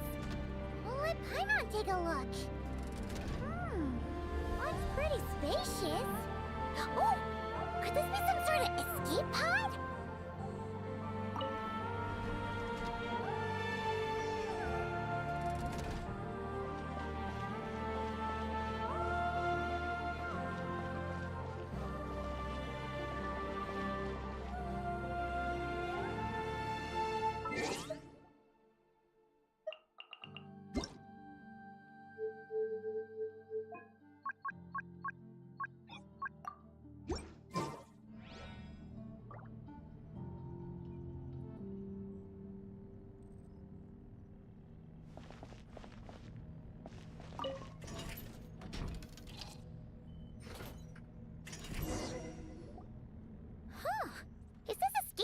Broken? There's something glowing inside! Huh? She's here too? Does that mean there's something useful inside? But how do we get it out?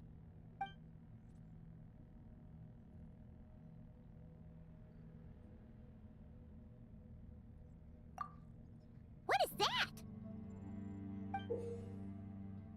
It's the spaceship's Archeoloon spectrometer. Whoa! Is that your voice? You can talk through this thing? Mm-hmm. Power of the ancient moons. Transmit messages. Huh? That sounds a lot like phlogiston. Could this be dragon technology? Not. Do you mean no? No. Not wrong. Why do you pant so much when you talk? No wonder we ran into their secret source automatons back there. But what does this all have to do with Columbina? Why did you turn into her? Columbina. Moon. Rescue. Did she run into trouble and send you to get help? Not. Not wrong? Not right. Can you take it from the top and tell us the whole story? What exactly is going on? Columbina rescued me on the moon. Huh? She rescued you? So, she hasn't sent us a plea for help? That's right. Then why did you tell us to get on this spaceship? I wanted to go back to the moon. Not you. Oh no! In that case, what does that make us? No, no! How could this happen? We're not that clueless, are we? Hey, you! You're leaving something out, aren't you? You said Columbina rescued you. That means you were in danger! Not. Not what this time? Not wrong? Not right? Not. Sure. Ugh, this is really starting to get on Paimon's nerves. sorry. I'm not sure. When I woke up, I was very weak. I forgot many things. She took me to a place of healing. It was called Silver Moon Hall. Oh, did Columbina tell you to stay there and rest? Then why did you come here? I must return to the moon. There lies my mission. What mission? I forgot. How could you forget something like that? Oh, right. You keep talking about going back to the moon. So, you're not a local Kuhenki from Teyvat? Yes. I belong on the moon. Is Columbina there right now? Yes. If she hasn't left. Well, that explains it. Paimon's got it all figured out now. Columbina wasn't in trouble. She just picked this Kuhenki up while strolling around the moon and sent her to Silver Moon Hall. But our girl's got a little problem. She either doesn't talk at all, or has to pant her way to the finish line. And now the two of us have gone whoosh and flown right out of Teyvat, like a couple of silly animal slimes hit by an arrow. Ugh! You tricked us! And that makes you a bad egg in Paimon's books. From now on, she's gonna call you, Aggie! Oh. Good Hunter, Wanmin Restaurant, Shimurith. Will we ever meet again? I'm sorry. Hey, are those tears? Oh, maybe Paimon was a little too mean. Please don't cry. Psst, Aggie. Paimon isn't really this upset. She's just pretending so that the traveler might buy her more snacks later on. If you play along, we can split the snacks 20-80. Alright? Snacks? Anyway, Aggie, you're the one who made us think Columbina was in danger. There's no way we could have sat back and done nothing knowing a friend was in trouble. So, you have to take full responsibility for the situation we're in right now. I can help. Then it's settled. Let's make this a surprise visit for Columbina. Who knows? Maybe she'll be really happy to have friends come and play with her. Well, Paimon suddenly realized that we'll soon be famous as the first adventurers to set foot on the moon. One small step for us, one big step for Teyvat, right? And don't you start saying you've already been. Columbina helped you cheat, so that doesn't count. This vessel is about to enter lunar orbit. Please select a landing site. Oh, are we almost there? Let's go check it out!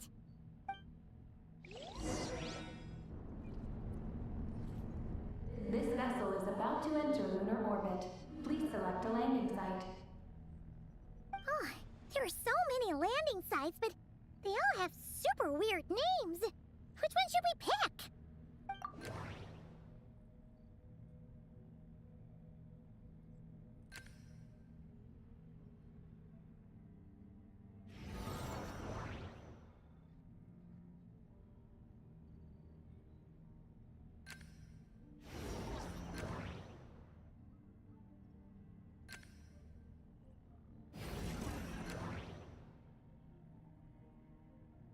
Connection failed. Please select another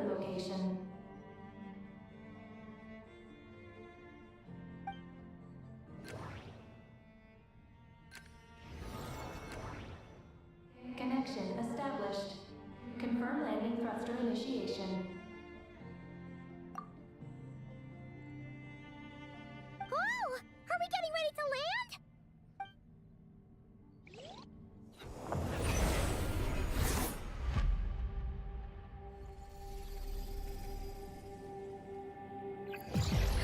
What's going on? Quick to the escape pod!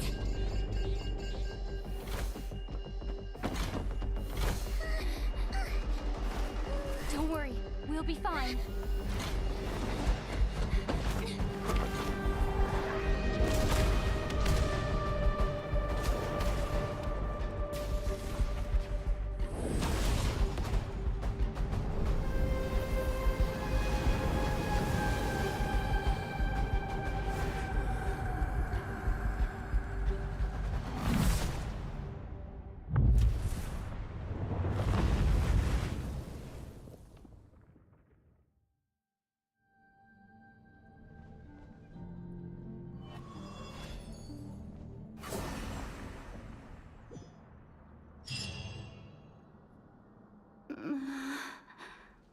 What happened?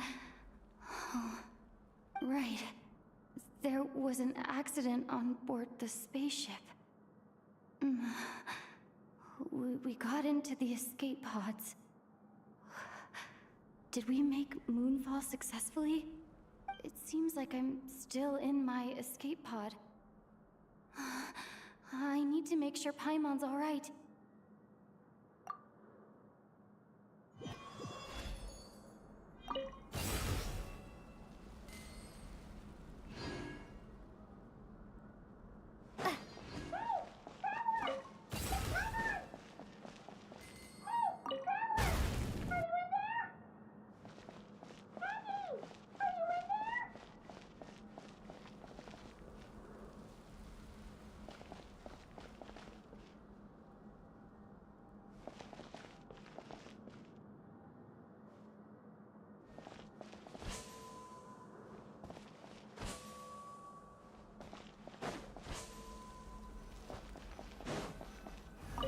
I'll have to find another way.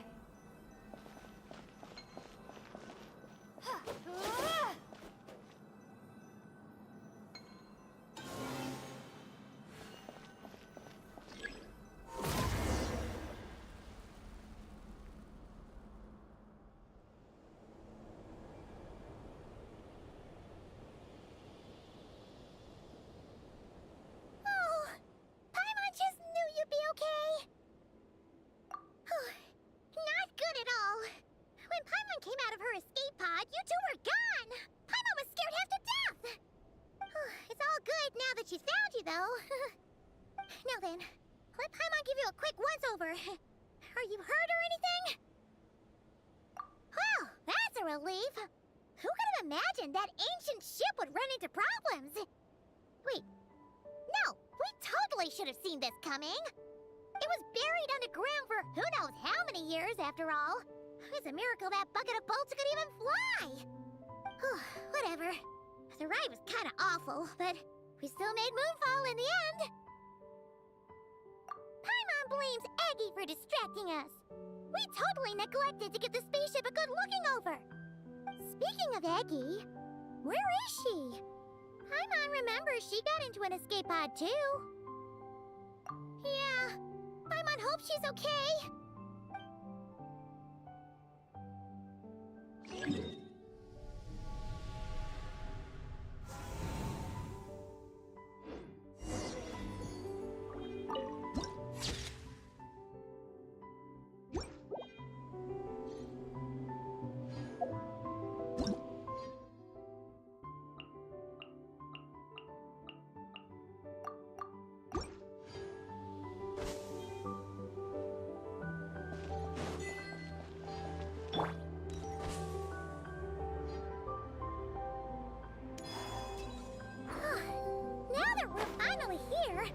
Feels so light! It's just like that simulation back at the base! Speaking of which, Paimon figured it'd be super light. Oh! This is where Paimon crashed! Eggy isn't here! Gotta admit, dragons built those pods super sturdy. Paimon's okay! Paimon sure hopes Eggy's okay too!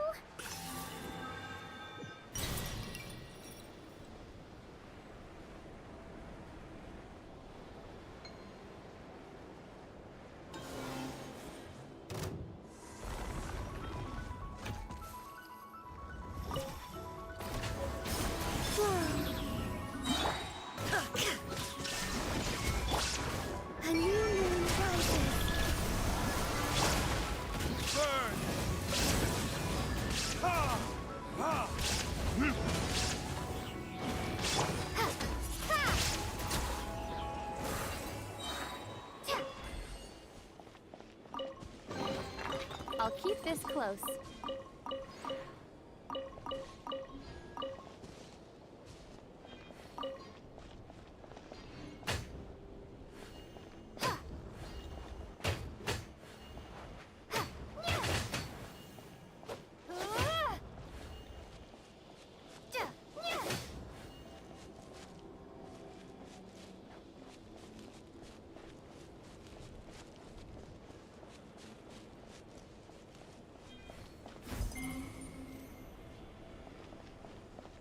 Looks like there's a big hole over there. You don't think Aggie's escape pod crashed underground, do you?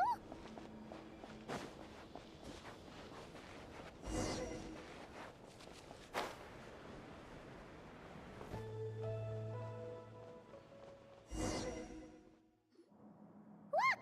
There's an escape pod! This must be Aggie's one, right? But she doesn't seem to be in there. She must have made it out safely! Could she have escaped into this ruin-like place? We should go inside and look for her!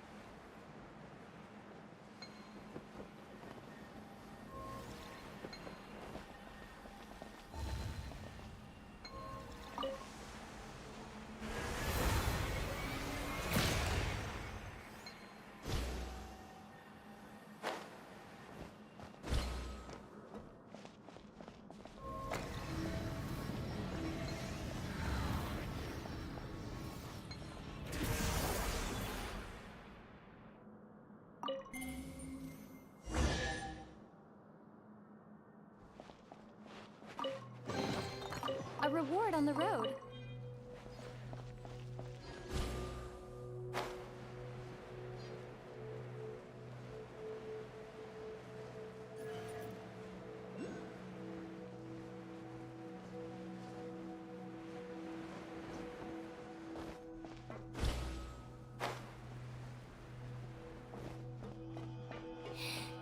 Let me go.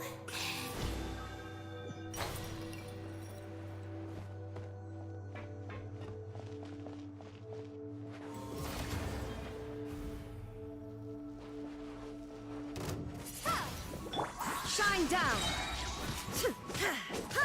Torn to oblivion! Wait.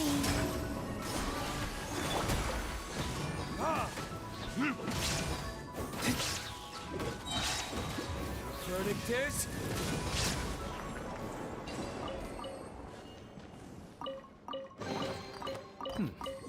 Better than nothing.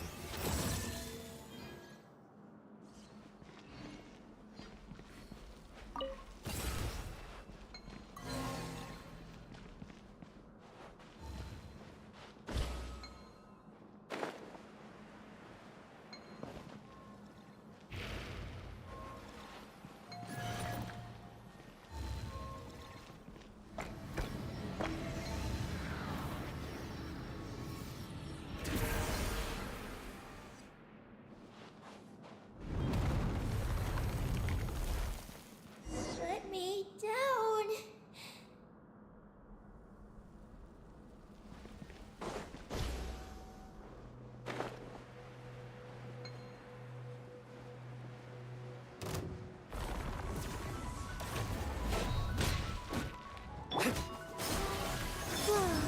Three moons converge.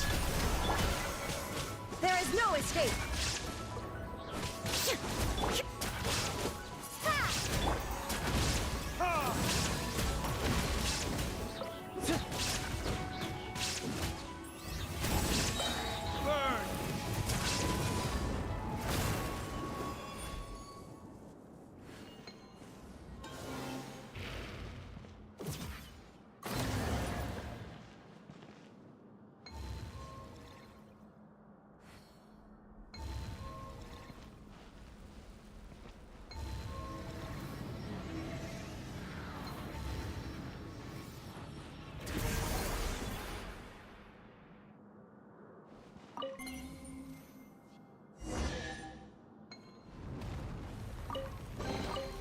We'll need more where that came from.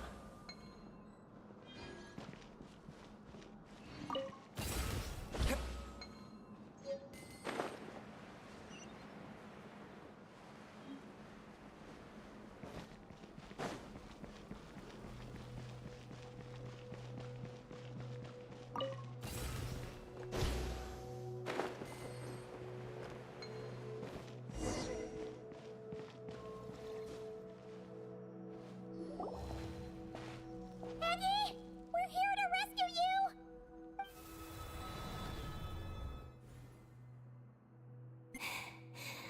Let me go. Hey, Peggy, wake up! It's us. You let go of me. Snap out of it! We're here to rescue you. You're safe now. Oh. Oh.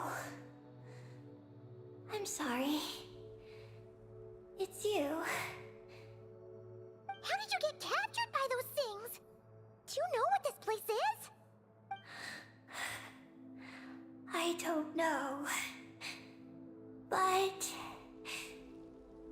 please let me access the terminal. Terminal? What's that? It's at the entrance. It has information. Oh, is that the thingamajig we saw on our way in? Let's go find it.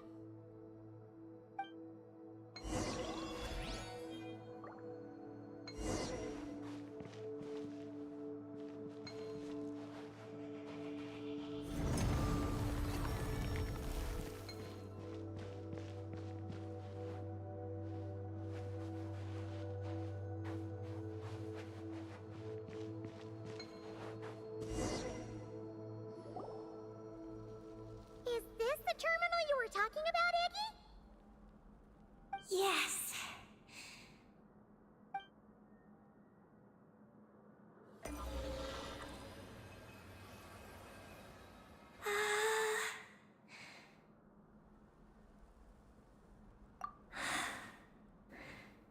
Nin. Sorry, what? My name. So, the terminal's got your name in it? And you're called Ninin? The moon's power can record information. It is stored in the terminal. Ah, so you can read the information in the terminal? Then, do you know what this place is? It's an energy generation station used to produce and store energy. So, those glowing orbs from earlier must have been some sort of energy, right? You must have been taken away to be used as an energy source because you have the same power. To power the Eye of Bellum. The Eye of Bellum? What's that? Sounds kind of familiar. Here are the engineering blueprints. Let me show you. The tall tower in the middle. That is the eye. Whoa, that's so cool! What about the 3 shorter towers? Are they energy generators? Yes. We're inside one of them right now. The work logs record that it is a lunar surface monitoring station, capable of monitoring the entire lunar surface. Monitor the lunar surface? That's amazing! Then, doesn't that mean it could help us search for Columbina's whereabouts? I don't know. But it's possible. We've already activated this one. So, that means we still have to deal with the other 2, right? No problem. We've done this kind of thing tons of times. Come on, Eggy, let's go! Not Eggy. I'm Ninin. You can be both. Just Ninin. Alright. So, you're Ninin, aka Eggy. Does that work? I'm just Ninin. Hey, meet Paimon in the middle here, would ya? Don't forget, you got us stranded in this wasteland where there's not a single restaurant in sight. Do you still want your snacks or not? All right. I'm Ninin, aka Eggy. Oh, that's between Paimon and Ninin. Come on, we need to head to the other stations.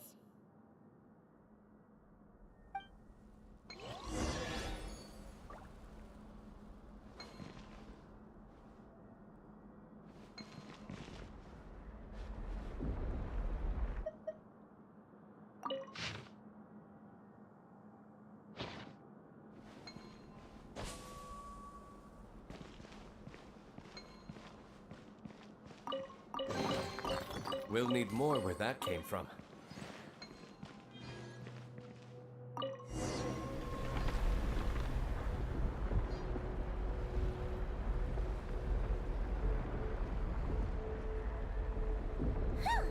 Back on the surface! So, where are the other 2 energy generation stations?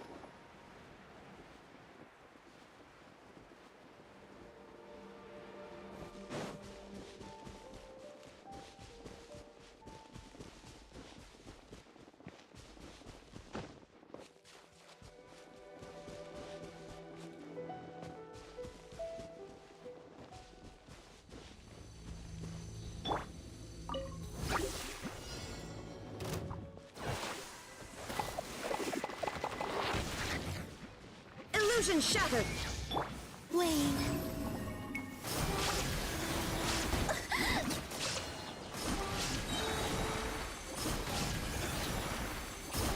A new moon rises.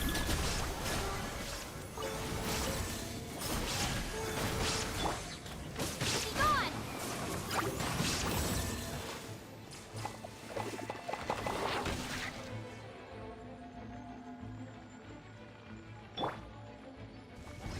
Inazuma shines eternal!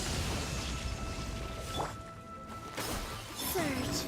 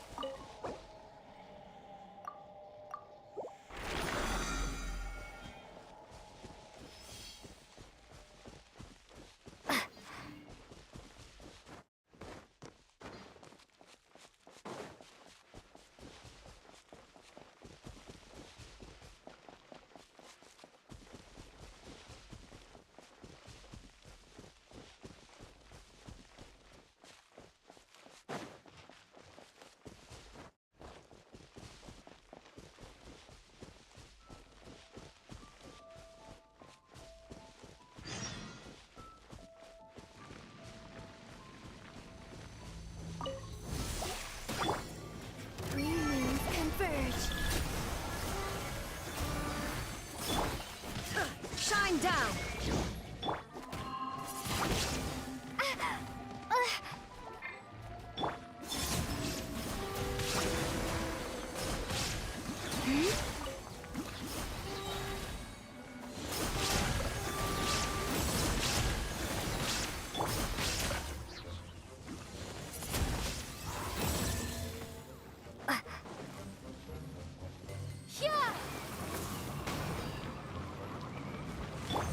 A new moon rises.